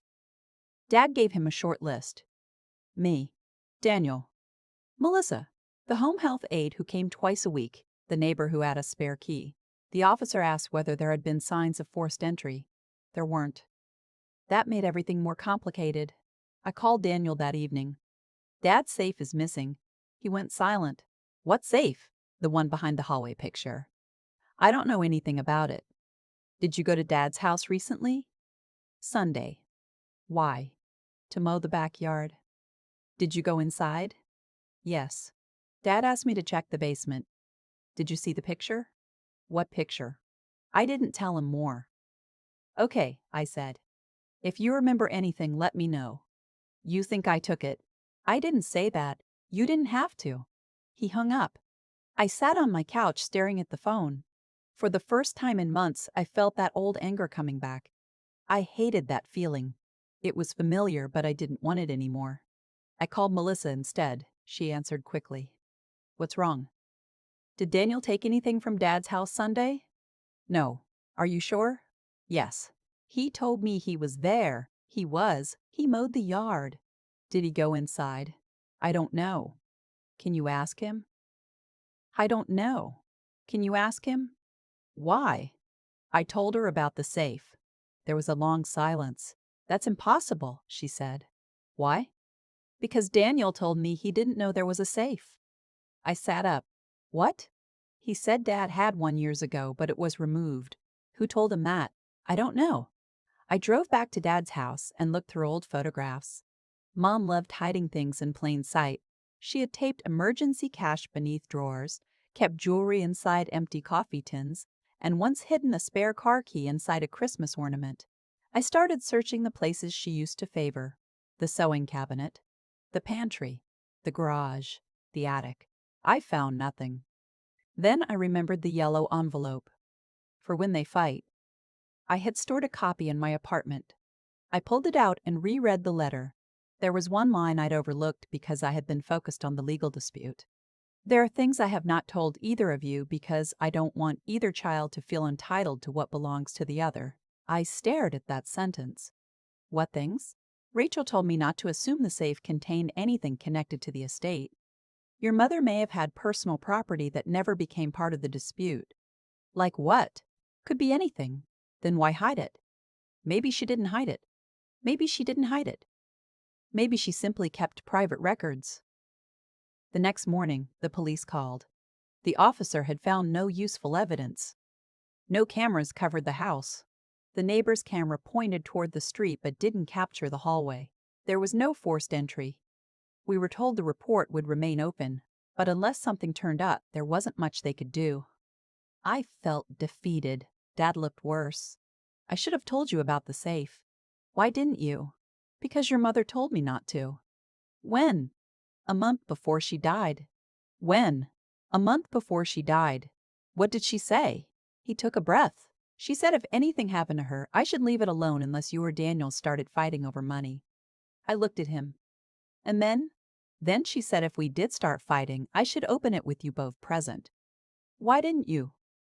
Dad looked ashamed. I forgot. I couldn't blame him.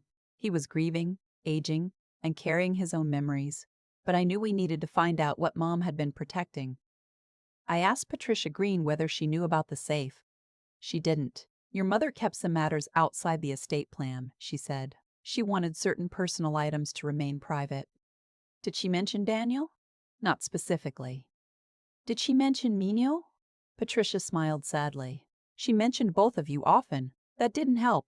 A week passed, then another. Nothing happened. Daniel continued going to work. Dad continued his routine. I returned to mine. I almost convinced myself the safe wasn't important. Then I received an email from a company I didn't recognize. The subject line was, "Notice regarding account ownership." I almost deleted it as spam. The message contained my mother's name. I called the number listed. The representative asked for identifying information and then told me something that made my stomach drop. My mother had held a small investment account through a regional brokerage. The account had been closed approximately 6 months after her death. The funds had been transferred to an account in Dad's name. How much? I asked. I can't disclose that without authorization. I'm her daughter. The estate was settled. Who authorized the transfer? The executor. I froze. The professional executor? Yes. When? When? Approximately 14 months ago. I called Rachel. She checked the estate records. There was no mention of the account. That's strange, she said. How much are we talking? I don't know. Find out. It took several calls, but eventually we learned the account had contained just over $86,000. It wasn't a fortune, but it was significant. The executor had transferred it to Dad after verifying that he was the beneficiary. Dad had never known about it. Neither had I. Why would Mom hide an investment account? I asked. Rachel said maybe she didn't want Daniel to know. That possibility felt increasingly likely. We requested the original account opening documents. They showed the account had been opened 15 years earlier. The beneficiary was Dad, but there was another name listed as an authorized contact, Daniel. I stared at the document. Why would he be an authorized contact? Rachel didn't know. We traced the history. Daniel had been added as a contact 7 years earlier after Mom called the brokerage asking whether someone could help her if she became incapacitated. That was consistent with his claim that he was helping, but the contact designation didn't give him ownership or withdrawal rights. Then we found a second document from 4 years later. Mom had removed him. There was no explanation. That was important. The removal had happened 3 months before Daniel started asking about the house. Suddenly, the pattern was different. He hadn't discovered the account after Mom died. He had known about it years earlier and had lost access before the conflict began. I called Daniel. Did you know Mom had an investment account? He was silent. Yes. Did you know she removed you as an authorized contact? Another pause. Yes. Why? She said she wanted to simplify things. Did you ask her about it? No. Did you ever try to access it? No. I believed him. That surprised me. Then why did you tell the court you didn't know about her finances? Because I didn't know everything. Fair. He sighed. Are you investigating me again? The safe was stolen. What? I told him. He was quiet for a long time. I didn't take it. I believe you. Then he said, but I know someone who might have. I waited. Who? The contractor. What contractor? What contractor? The guy who repaired the roof. I remembered. 6 months after Mom died, Dad had hired a local contractor to fix the ceiling leak and replace damaged drywall. Daniel had recommended him. Why would he take it? I don't know, but he was inside the house. Do you have his name? Daniel gave it to me. I searched the old invoices. The contractor's name was Rick Dalton. He had done several repairs over the years. Dad trusted him. I called him. He sounded confused when I asked about the safe. I never saw a safe, he said. Are you sure? Yes. You worked in the hallway. No, the hallway wasn't part of the repair. That was strange because I remembered the drywall damage had extended into the hallway. I checked the invoice. The hallway was listed. Rick had apparently repaired that section.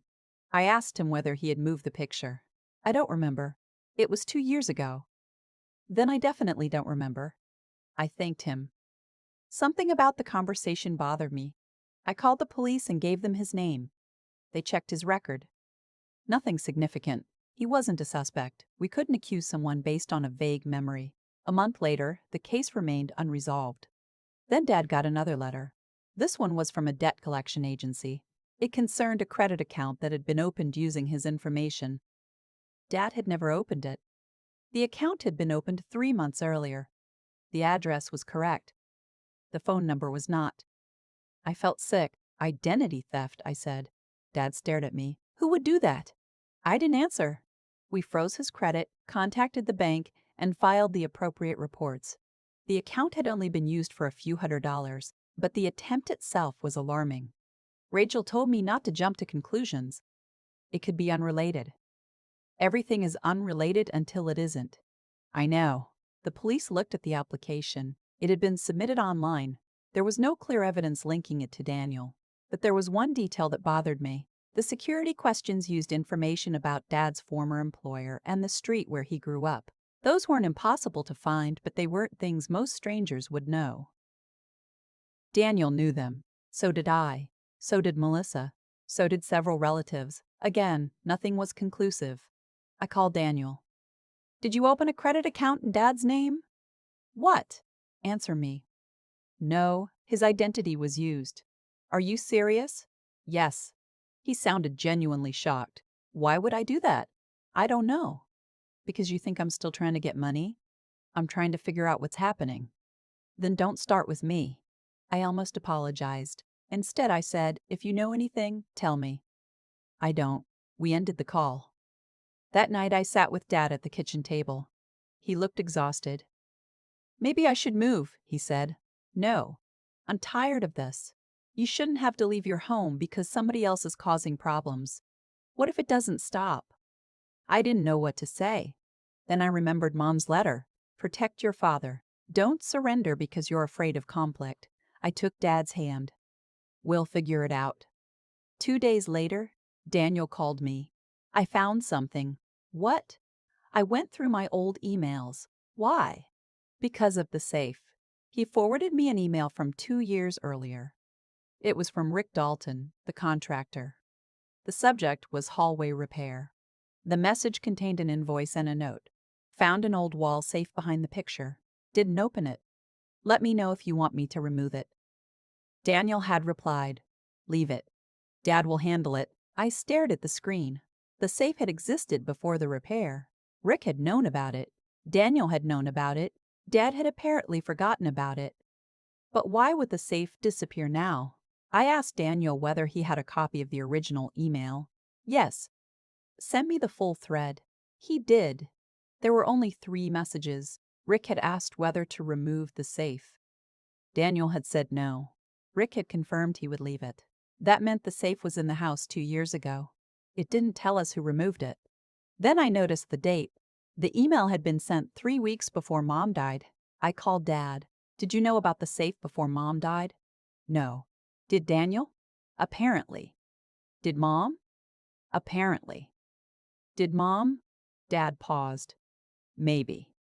I called Patricia. She remembered. Your mother mentioned a safe during one of our final meetings. What did she say? She said she wanted to move something before Daniel found it. I felt my heart pound. What was it? She didn't tell me. Did she say where? No. Why didn't you tell me before? Patricia sighed. Because I didn't think it was relevant until you mentioned the safe. I asked what she thought Mom was worried about. Patricia said, she was afraid your brother would discover information that would make him panic. What information? I don't know. Did she say anything else? Yes. What? She said if he sees it, he'll think it's his last chance. That sentence changed everything. We had been treating the safe as if it contained money. Maybe it didn't. Maybe it contained information. I went through Mom's old papers again. This time I looked for references to debts, loans, investments, and family property. I found a letter from a bank dated 5 years earlier. It mentioned the loan that Mom had guaranteed for Daniel. I had never known about it. The amount was $60,000. The loan had been repaid. But attached to it was a handwritten note from Mom. Never again. I found another document showing that Daniel had asked Mom to co-sign a second loan 2 years later. She had refused. The date matched the period when he started asking Dad about the house. Then I found something else. A copy of a private agreement between Mom and Daniel. It stated that Mom had given Daniel $30,000 to help him start his business, but the money was not a gift, it was a loan. The repayment schedule was handwritten. Daniel had made only 2 payments. The remaining balance was $24,500. I called Rachel. This wasn't in the estate records. Where did you find it? Mom's desk. Does Daniel acknowledge it? I don't know. Don't confront him yet. Why? Because this could be significant. The agreement was signed by both Mom and Daniel. If it was valid, the outstanding balance might be an estate asset. More importantly, it showed that Daniel had already received substantial financial help from Mom and had not repaid it. The pattern was no longer about one desperate mistake. It stretched back years, yet I still couldn't bring myself to believe he had stolen the safe. Then the police called. They had recovered the safe. It had been found in a storage unit belonging to Rick Dalton. The safe had been opened. Most of the contents were gone. Rick claimed he had taken it because he thought it was abandoned.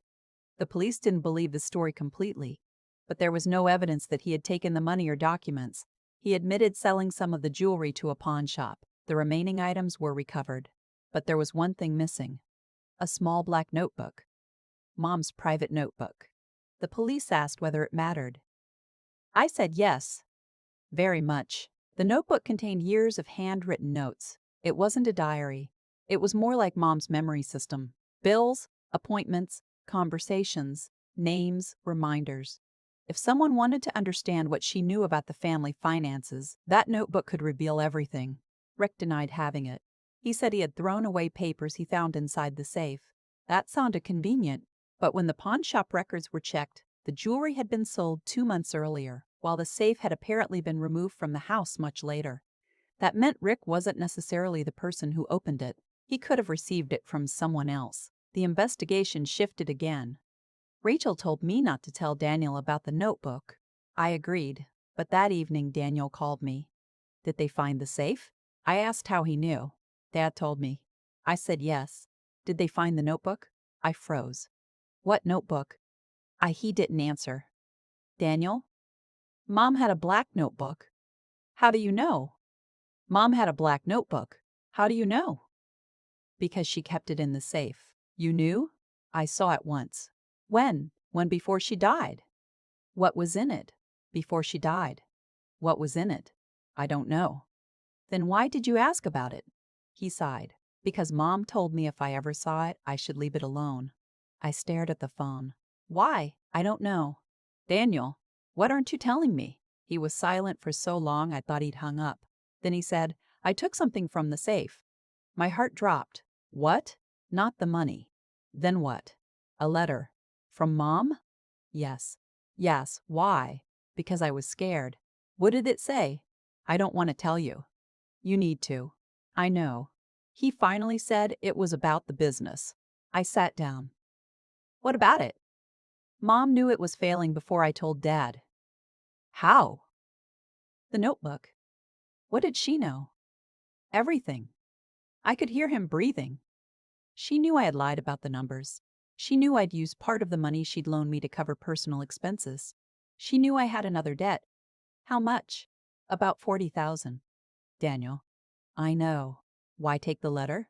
Because I thought it would destroy me. Did it? No. Where is it? He said nothing. After Mom died. So you knew about the safe? Yes. And you knew the notebook existed? Yes. And you knew the notebook existed? Yes. Did you take the safe? No. Did you tell Rick about it? No.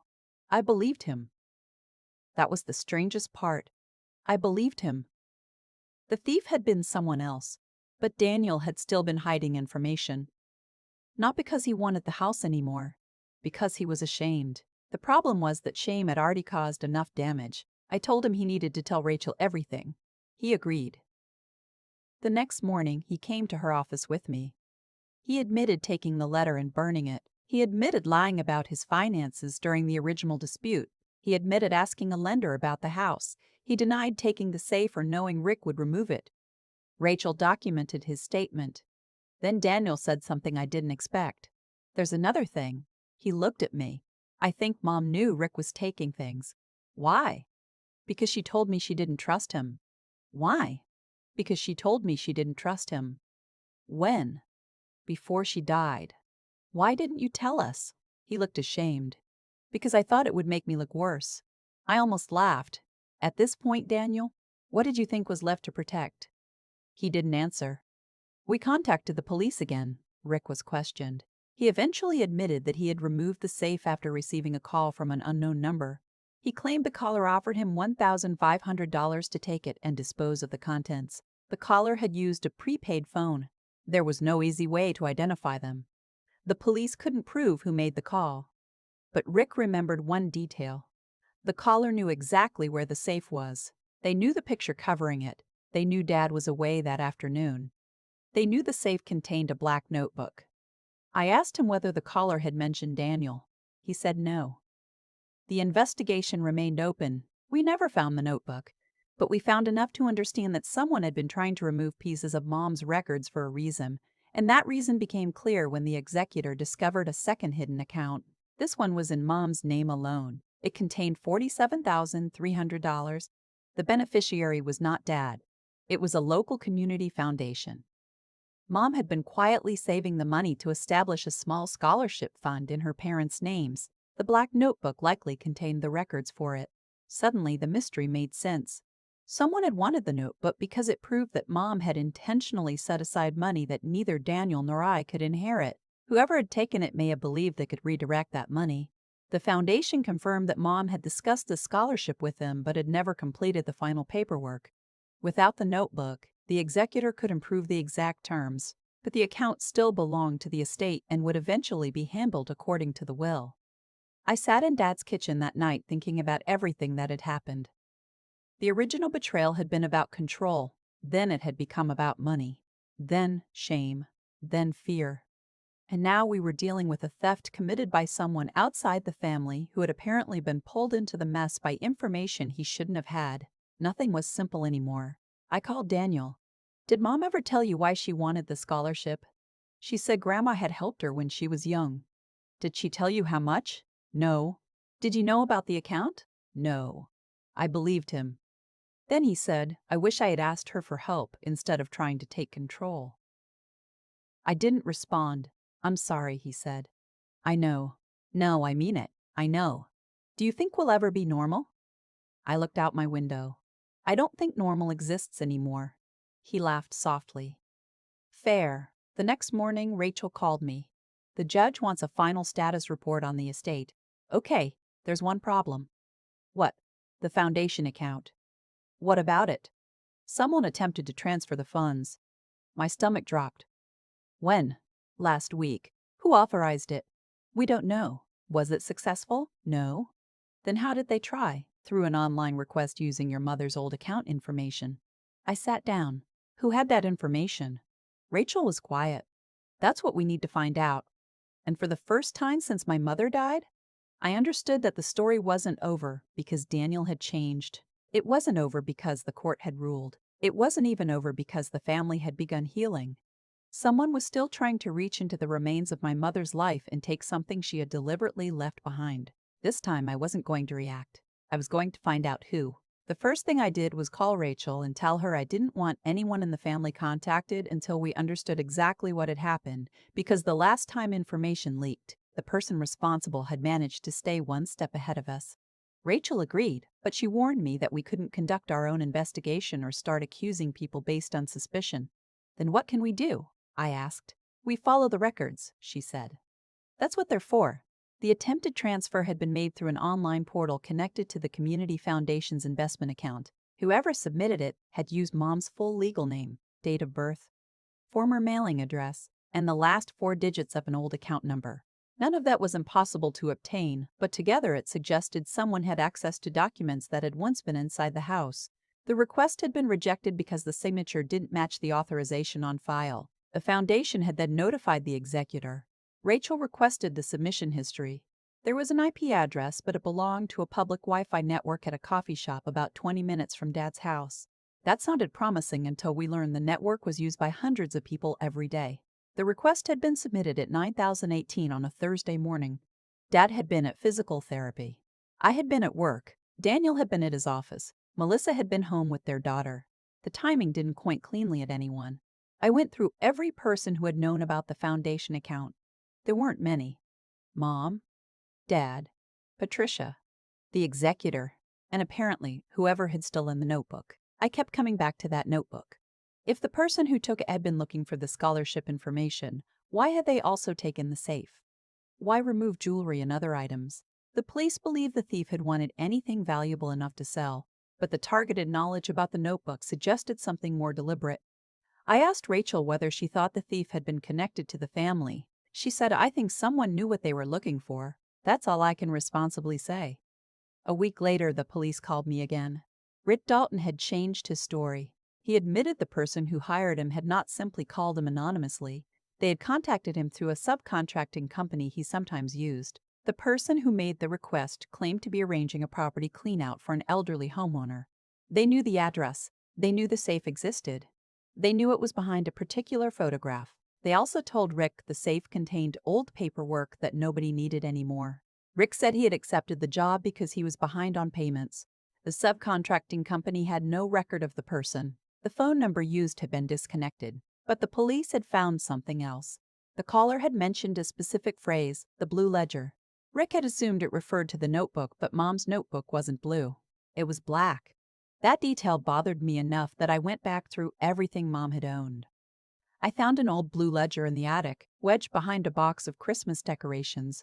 It was nothing dramatic. It contained household expenses from 15 years earlier, names of contractors, insurance payments, and notes about repairs. But on the final page, Mom had written several numbers and a sentence. "Ask Pat about the second transfer." I called Patricia. She immediately knew what I meant. "Your mother was worried about a transfer." "What transfer? What transfer?" She didn't know whether it was legitimate. From whom? Patricia hesitated. "A charitable account." My heart started beating faster. The scholarship? No, something older. She explained that years before, Mom had made a donation to a local nonprofit. Later, the organization had returned part of the money because the project was canceled. Mom had deposited the refund into a separate account. She then moved the money several times over the years. Patricia didn't know why. "Your mother was very careful about money," she said. "She didn't like people knowing exactly what she had." I asked whether Daniel had known about the account. "I don't believe so." "What about Dad?" "Possibly." "And you?" "Only generally." I asked about the phrase, second transfer. Patricia said she didn't remember. I thanked her and hung up. That afternoon, I met with the executor. He showed me records from the old account. The money had eventually become part of the foundation fund, but there was a period when approximately $18,000 had been moved into an account at a different bank. The account was in Mom's name, but the authorized contact was someone I didn't recognize. I stared at the name. It was Rick Dalton. Why would Mom authorize him? I asked. The executor didn't know. Could it be a mistake? Maybe. I searched through Dad's old files and found an invoice from Rick dated almost 10 years earlier. He had helped Mom with a roof repair on a rental property she owned before I was born. The invoice included a note that Mom had asked Rick to handle paperwork with the bank. Suddenly, Rick's involvement wasn't random. He had known my mother for years. He had been trusted by her at one point. He had also fallen into financial trouble later. That didn't prove he had stolen the safe, but it gave him motive and access. I asked the police whether they had checked his financial records. They said they were looking into it. 2 days later, Rick admitted that he had received $1,500 from someone to remove the safe. He said the money had been deposited into his account from a payment app. The sender used a false name, but the account had been linked to a phone number. That phone number had once belonged to a woman named Karen Bell. I didn't know Karen. Daniel did. When I asked him, he went pale. "Who is Karen Bell?" He stared at me. "She used to work with Mom." "Where?" "At the hospital." "What did she do?" "Billing."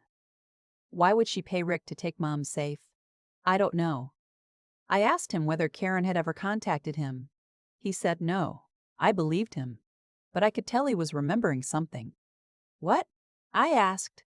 Mom mentioned her once. When? A few months before she died. What did she say? She said Karen had asked her for money. Did she give her any? I don't know. We contacted Patricia again. She remembered Karen. Your mother was concerned about her, she said. Why? Karen had been having financial problems. Did Mom help her? I believe she did. The police eventually learned that Karen had left the hospital after an internal dispute over billing practices. She had not been charged with the crime. She had moved to another state. That seemed like a dead end until the investigator discovered that Karen had been listed as a contact on one of Mom's older accounts. She had apparently helped Mom set up online banking years earlier. That meant she could potentially have known about the account structure. But again, there was no proof she had accessed anything after Mom died. I began to feel like we were chasing ghosts. Every clue led somewhere, but never far enough. Then Melissa called me late one night. I need to tell you something. Her voice sounded nervous. What? Daniel wasn't completely honest about the letter. I sat up. What do you mean? He didn't burn it immediately. What did he do? He gave it to someone. Who? Karen. My stomach dropped. How do you know? Because I saw the email. When? A few months ago. I didn't think it mattered. Melissa, what email? She said Daniel had contacted Karen after Mom's funeral. He asked her whether she knew what Mom had meant by certain financial notes. Karen replied that she had some information but didn't want to get involved. Daniel sent her a scanned copy of Mom's letter. Karen never responded directly. Instead, she asked him to meet her. Did he? I asked. I don't know. Why didn't you tell me? Because I was afraid you'd think he was doing it again. I was angry, but not at her. Does Daniel know you know? No. Where is the email? I can forward it. She did. The message was short. Daniel had written, I don't know what to do. Mom left this and I'm scared it could affect Dad. Karen replied, don't put anything else in writing. We should talk. That was it. No evidence of theft. No confession. But it proved Daniel had been communicating with Karen after Mom's death. I confronted him. He didn't deny it. Why didn't you tell me? I asked. Because I knew you'd assume the worst. You gave her Mom's letter. I wanted to know if she understood the financial records. Why her? Because she helped Mom with the accounts. Did you meet her? Once. When? When? About 6 months after Mom died. Where? A diner. What did she tell you? He rubbed his forehead. She said Mom had been worried someone was manipulating the family finances. Who? She wouldn't say. Did she ask you for anything? No. Did she give you anything? He looked at me. She gave me a copy of one page from Mom's notebook. I felt cold. What page? He took his phone and showed me a photograph. It was a handwritten page with 3 names and several amounts. One of the names was Karen Bell. Another was Rick Dalton. The third was a company I recognized. It was the property management company that handled Mom's rental property. Under Karen's name was $7,500. Under Rick's was $3,200. Under the company was $18,000. At the bottom, Mom had written, check before signing anything. I asked Daniel where the page came from. Karen, why didn't you give it to the executor? Because I was afraid it would make me look guilty. You keep saying that, because it's true. I told him he had to hand it over. He agreed. The investigator compared the handwriting and confirmed it was likely Mom's. Then the executor found something in the old property records. Years earlier, Mom had discovered that $18,000 had been improperly withdrawn from the rental property's maintenance reserve. The money had been transferred to a vendor account. The vendor was connected to Karen's brother. Mom had confronted the property management company and recovered most of the money. The remaining amount had never been recovered. The company had blamed a bookkeeping error. Mom had written, check before signing anything, because she no longer trusted the people handling the property. Suddenly, Karen's involvement looked much darker. The police contacted her. She denied paying Rick. She denied taking the safe. She denied knowing about the foundation account. But when asked whether she had spoken to Daniel after Mom's death, she admitted it. She said Daniel had been desperate for information. She claimed she gave him the notebook page because she wanted him to understand that Mom had been investigating financial irregularities. Then she said something unexpected. Your mother was going to expose someone. Who? The investigator asked. Karen refused to answer. She asked for an attorney. That was the moment I realized the story was bigger than Daniel. The original family conflict had been real. But someone else had been watching it from the outside. Someone who knew my mother had records. Someone who understood that those records could expose financial misconduct. Someone who had enough information to arrange for the safe to disappear. The question became whether Karen was that person or whether she was protecting someone else. We couldn't prove anything yet. But the investigator found a connection between Karen and the property management company. Karen's brother had worked there. Rick had been a contractor for the same company. The company had handled several properties owned by Mom, and one former employee had recently been fired after discovering irregular payments. His name was Stephen Mercer. I didn't recognize it. Patricia did. Your mother mentioned him. What did she say? She said he was trying to do the right thing. That phrase stuck with me. I asked whether Mom had ever met him outside the property business. Patricia said no. I searched the old files and found several emails between Mom and Stephen. They were about missing invoices, duplicate payments, and questionable vendor charges. Stephen had warned Mom that someone inside the company was manipulating records. Mom had responded by asking him to preserve copies of everything. Then the email stopped. Stephen had been fired. A month later, Mom changed the account structure and began keeping more records herself. The timeline suddenly became clear. The safe wasn't just a family secret. It contained evidence of financial misconduct involving people who had nothing to do with our inheritance. Mom had been documenting something much larger. Daniel had stumbled into part of it because he was struggling financially. Karen had known about it because of her connection to the hospital and the property company. Rick had been paid to remove the safe. The missing notebook might have been taken because it contained names and transactions. And the attempted transfer from the foundation account could have been someone testing whether they still had access to Mom's financial information. But there was one thing I couldn't explain. Why would anyone risk stealing from a charitable account that wasn't even legally theirs? Rachel had an answer. Because they may not know that. What do you mean? They might think the account is still controlled by the estate, so they were trying to move money before the executor caught them. Exactly. I asked whether the attempted transfer could have been made using information from the missing notebook. Possibly. Then finding the notebook matters. Yes. The police eventually found a partial fingerprint on the safe. It didn't belong to Rick. It wasn't mine. It wasn't Daniel's. It wasn't Dad's.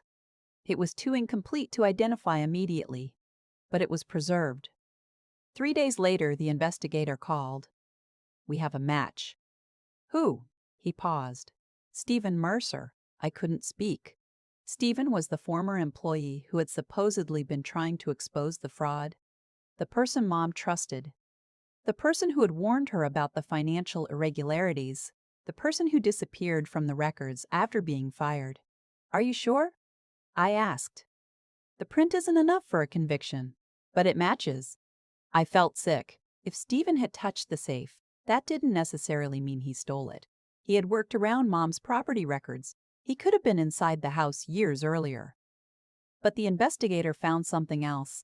Stephen had recently returned to town. He was working for a small accounting firm less than 10 miles from Dad's house. His bank record showed a deposit of $1,500 from the same payment network used to pay Rick. The account had been opened under his own name. The investigator asked me not to contact him. I agreed. That night, I barely slept. I kept thinking about Mom's sentence, "Your brother is not a monster." She had been right about Daniel. But maybe we had been looking at the wrong person from the beginning.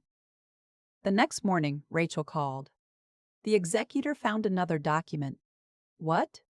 A letter from your mother to Stephen. What does it say? She says she knows who was responsible for the missing money. My heart stopped. Who?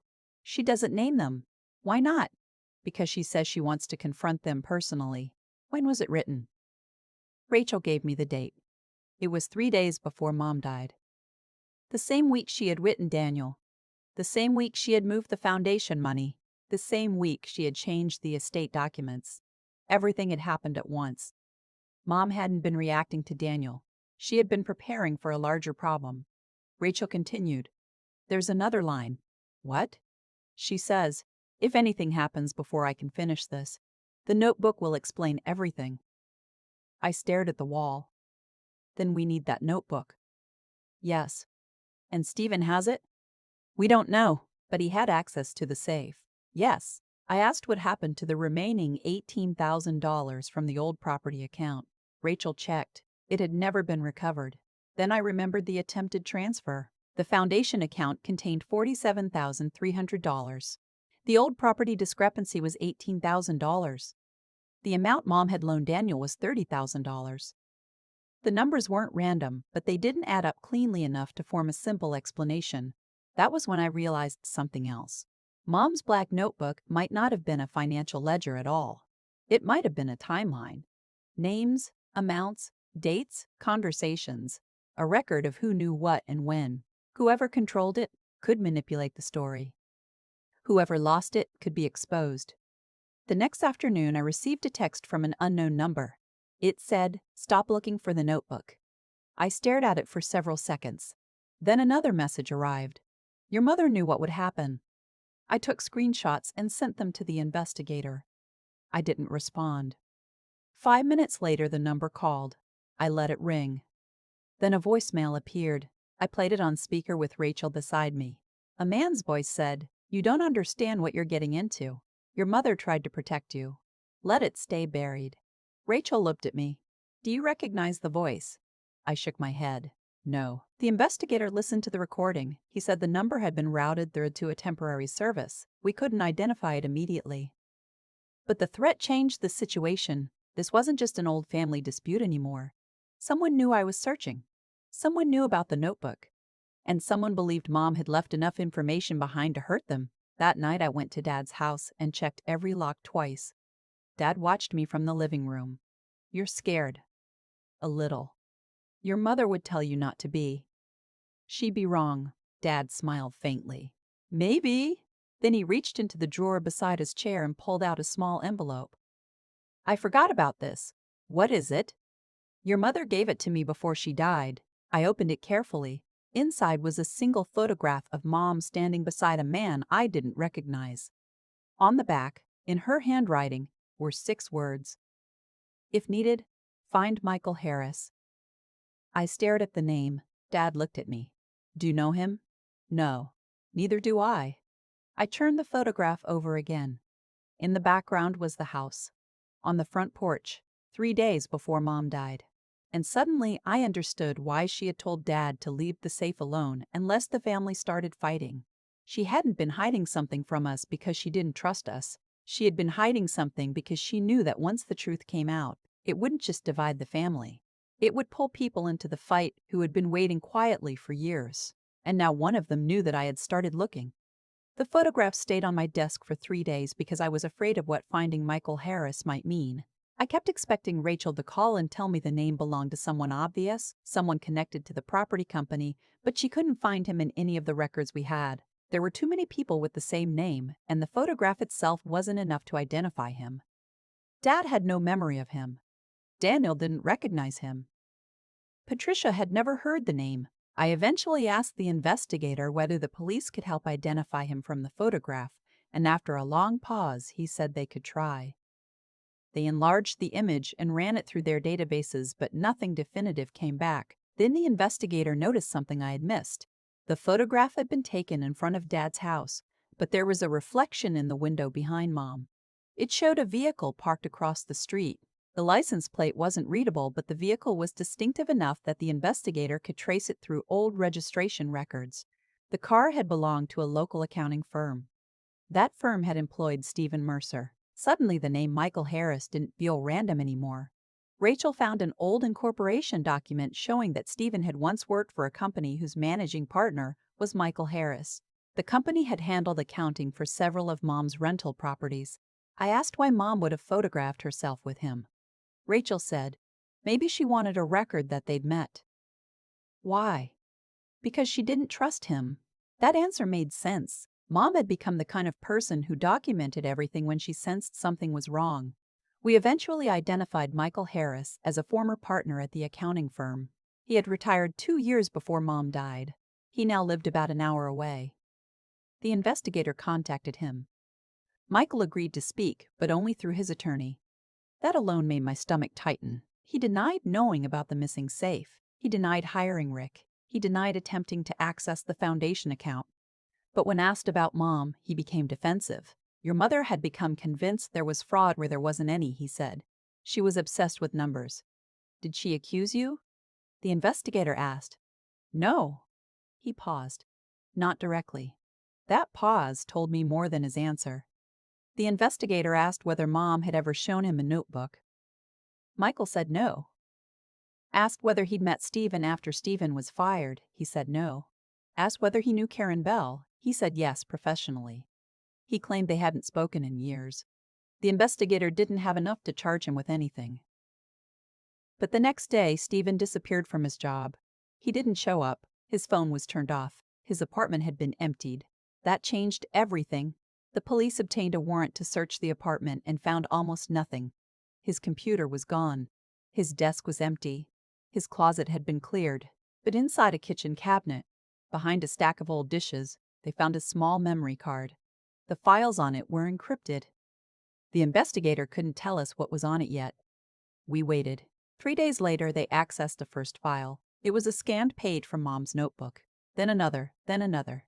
There were photographs of invoices, bank transfers, handwritten notes, copies of checks, and names. The notebook had been digitized. Stephen had copied it before it disappeared. That meant he had either taken the notebook himself or had access to someone who did. But the files also revealed something else. Mom had been right. The property company had been moving money through fake vendor accounts for years. Karen's brother was involved. Rick had done small jobs for one of those vendors. Michael Harris had approved several of the payments. Stephen had discovered the scheme and had secretly copied the records before being fired. Mom had been helping him. She had been planning to take the evidence to authorities. The missing $18,000 was only one piece of a much larger amount. The total appeared to be over $400,000 across several years and multiple properties. I sat in Rachel's office while she read through the documents. This is bigger than the estate, she said. Much bigger. What does it mean for Dad? Potentially nothing financially if the property records are handled correctly, but it means your mother was dealing with people who had a reason to keep those records hidden. I thought about the anonymous text. They know I'm looking. Yes. And Stephen had the notebook. He had copies. Why did he steal the safe? We don't know. The investigator eventually located Stephen through a bank transaction. He had rented a motel room under his own name. He didn't resist when police found him. He simply asked whether his attorney could be present. When questioned, he admitted he had taken the notebook. He denied arranging the safe theft. He said he had paid Rick $1,500 to retrieve the safe because he believed the original documents were still inside. Why not go to the police? The investigator asked. Stephen said, because I didn't trust anyone. Why take the notebook? Because it contained evidence. Why hide it? Because I knew they were watching. Who? Stephen named 3 people. Michael Harris, Karen Bell, and a man who worked for the property company. Stephen said Mom had been preparing to expose them but died before she could finish. He panicked. He took the notebook because he believed it was safer with him. Then why did you send someone to steal the safe? I didn't send anyone to steal it. I paid Rick to retrieve it. That's the same thing. Stephen looked down. I know. The investigator asked about the attempted transfer from the foundation account. Stephen denied it. He said he didn't know about that account. That left one question unanswered. If Stephen had taken the notebook for protection, who had attempted to access the money? The answer came from the memory card. One of the final files was a photograph of a bank authorization form. It showed a signature that looked like Mom's but wasn't. Underneath it was a name, Michael Harris. The investigator compared the signature with known documents. It was forged. Michael had apparently been moving money from one of the property accounts into a vendor account controlled by his associates. Mom had discovered it. She had confronted him. He had denied it. She had begun documenting everything. Then she died. Michael believed the evidence was gone. When he learned the estate had been settled and the foundation account existed, he apparently tried to access it using information from the old records. But there was still no direct proof that he had ordered the safe removed. The police found evidence connecting him to Karen. and Karen had been in contact with Rick. Eventually, investigators discovered a series of payments between accounts connected to all three. The money trail was stronger than the personal statements. Michael was arrested on charges related to fraud and forgery. Karen was charged separately after investigators found she had helped process some of the false vendor invoices. Rick agreed to cooperate in exchange for consideration on the theft charges. Stephen was charged with theft for taking the notebook and arranging the retrieval of the safe. But because he had preserved evidence and cooperated, his case was handled differently. He eventually pleaded guilty to a lesser offense and received probation and restitution requirements. None of this felt like revenge. It felt like watching a long chain of consequences finally reach the people who had created it. But there was still Daniel. He had lied. He had hidden Mom's letter. He had tried to use the house to solve his financial problems. He had made the entire family suspect one another. Yet he hadn't been responsible for the larger fraud. That distinction mattered. He had been selfish and afraid, but he hadn't created the conspiracy. When I told him what we had found, he looked stunned. "Mom knew all of this?" "Apparently, and she never told me. She didn't trust you with it." He nodded slowly. "I deserved that, maybe. No, Mile. I deserved that, maybe. No, I did." He looked at the floor. "I spent all that time thinking she was choosing you over me. She wasn't. I know." He rubbed his face. "She was trying to keep me from making things worse." I didn't answer. I did anyway. He was quiet for a while. Then he said, "I want to apologize to Dad. You should. And to you. You already did. Not enough. Maybe there isn't enough." He looked at me. "That's probably true." The legal consequences for the property company continued for months. The estate eventually recovered money that had been taken from Mom's rental properties. Some of it went to Dad. Some became part of the estate. The foundation received the money Mom had intended for the scholarship. The executor established the scholarship in her parents' names. The first recipient was a young woman studying nursing at a community college. Dad attended the ceremony. I sat beside him. Daniel came too. When the recipient thanked the family, Dad cried. I had never seen him cry in public before. Afterward, he said, "Your mother would have loved this." I nodded. She would have. The scholarship became something bigger than any of us expected. Every year, another student received help. None of them knew the entire story. They didn't need to. They only knew that a woman named Catherine Mercer had believed education could change a life. That was the part of her legacy that mattered. The house remained Dad's.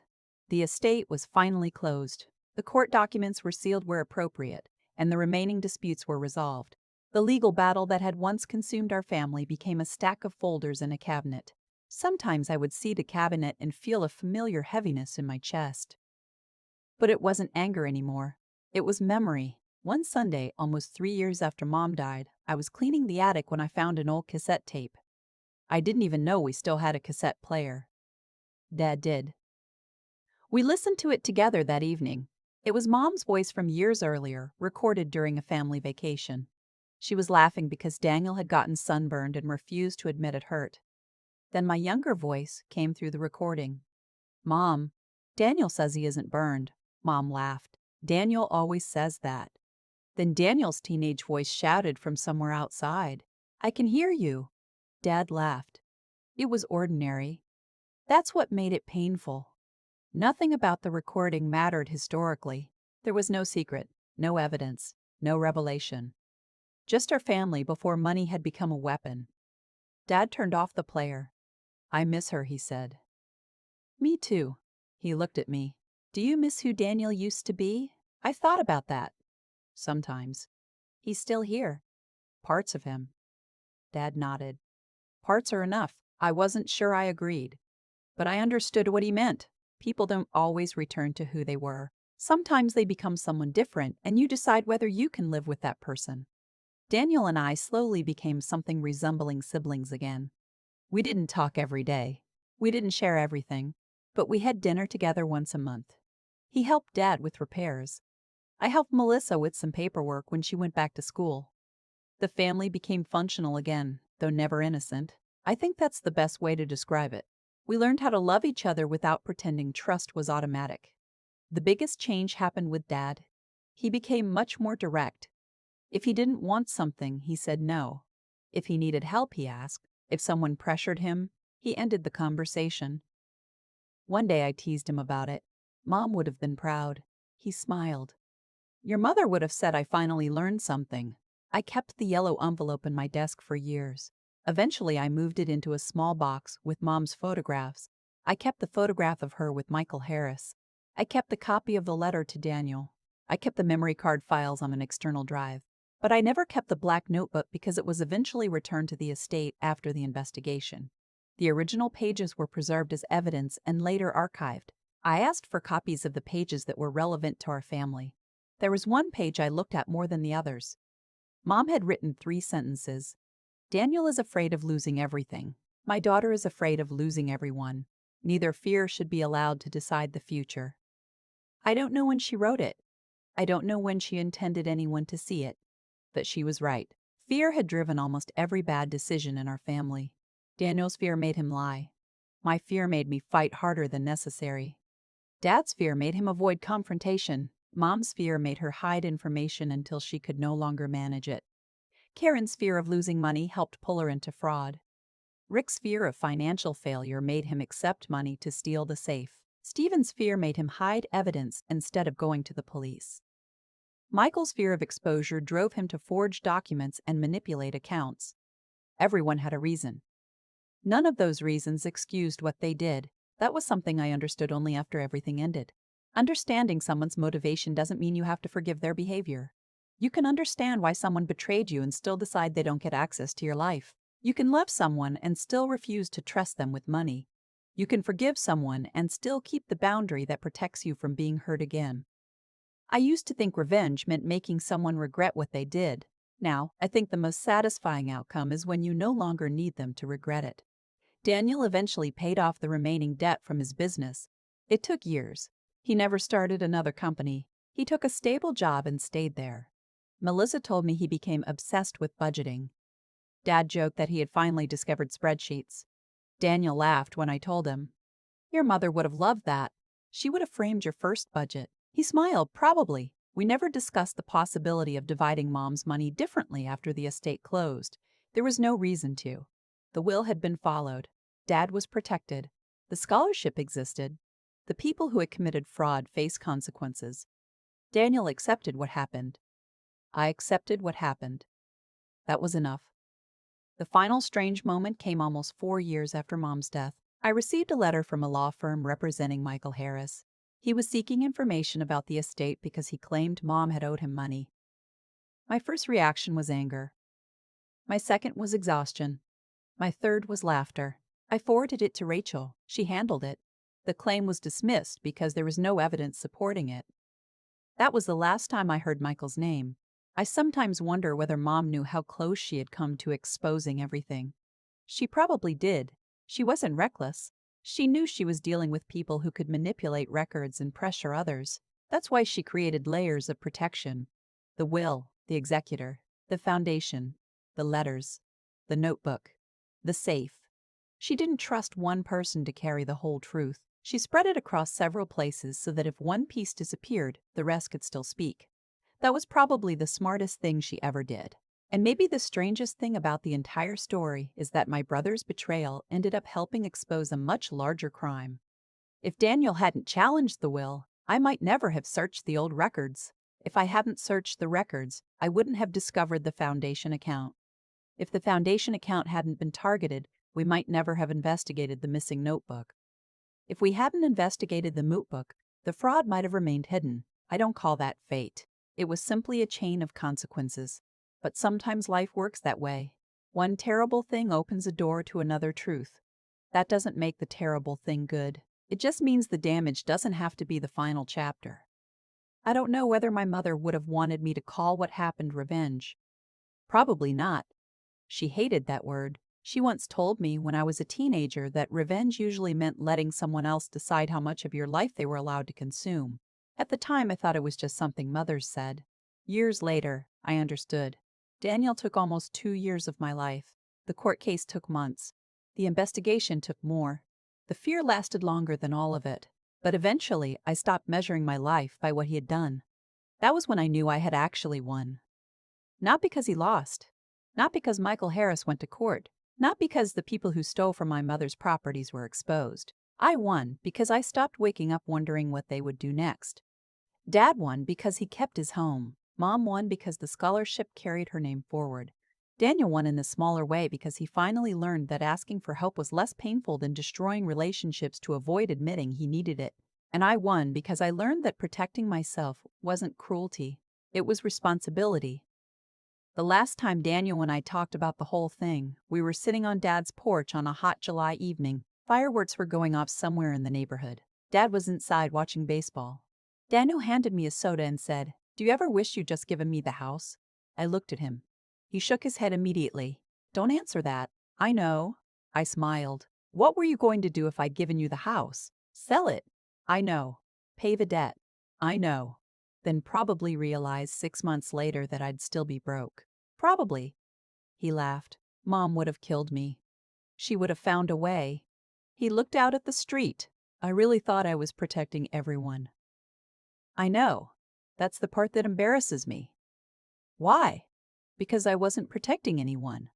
I was protecting myself and calling it family." I didn't have a clever response. I just nodded. After a while he said, "You know what the worst part is?" "What?" "I thought you were my enemy." I looked at him. "And I thought you were mine." He laughed quietly. "We were idiots. We were scared. Same thing sometimes." I smiled. "Maybe." We sat there until the fireworks ended. Then Dad opened the back door and yelled, "Are you two coming inside, or are you planning to sleep on the porch?" Daniel yelled back, "We're coming." Dad disappeared. Daniel looked at me. "You know he'd have let us sleep out here." "Absolutely." We went inside. Mom's photograph was still on the wall above the dining table. She was smiling in it, unaware of everything that would happen later. I used to look at that photograph and feel angry because I believed she had left us a problem. Now I saw it differently. She had left us choices. We could lie. We could fight. We could fight. We could blame each other. Or we could tell the truth and live with what came after. None of us chose perfectly. But eventually we chose better. And that was the closest thing to revenge I ever needed.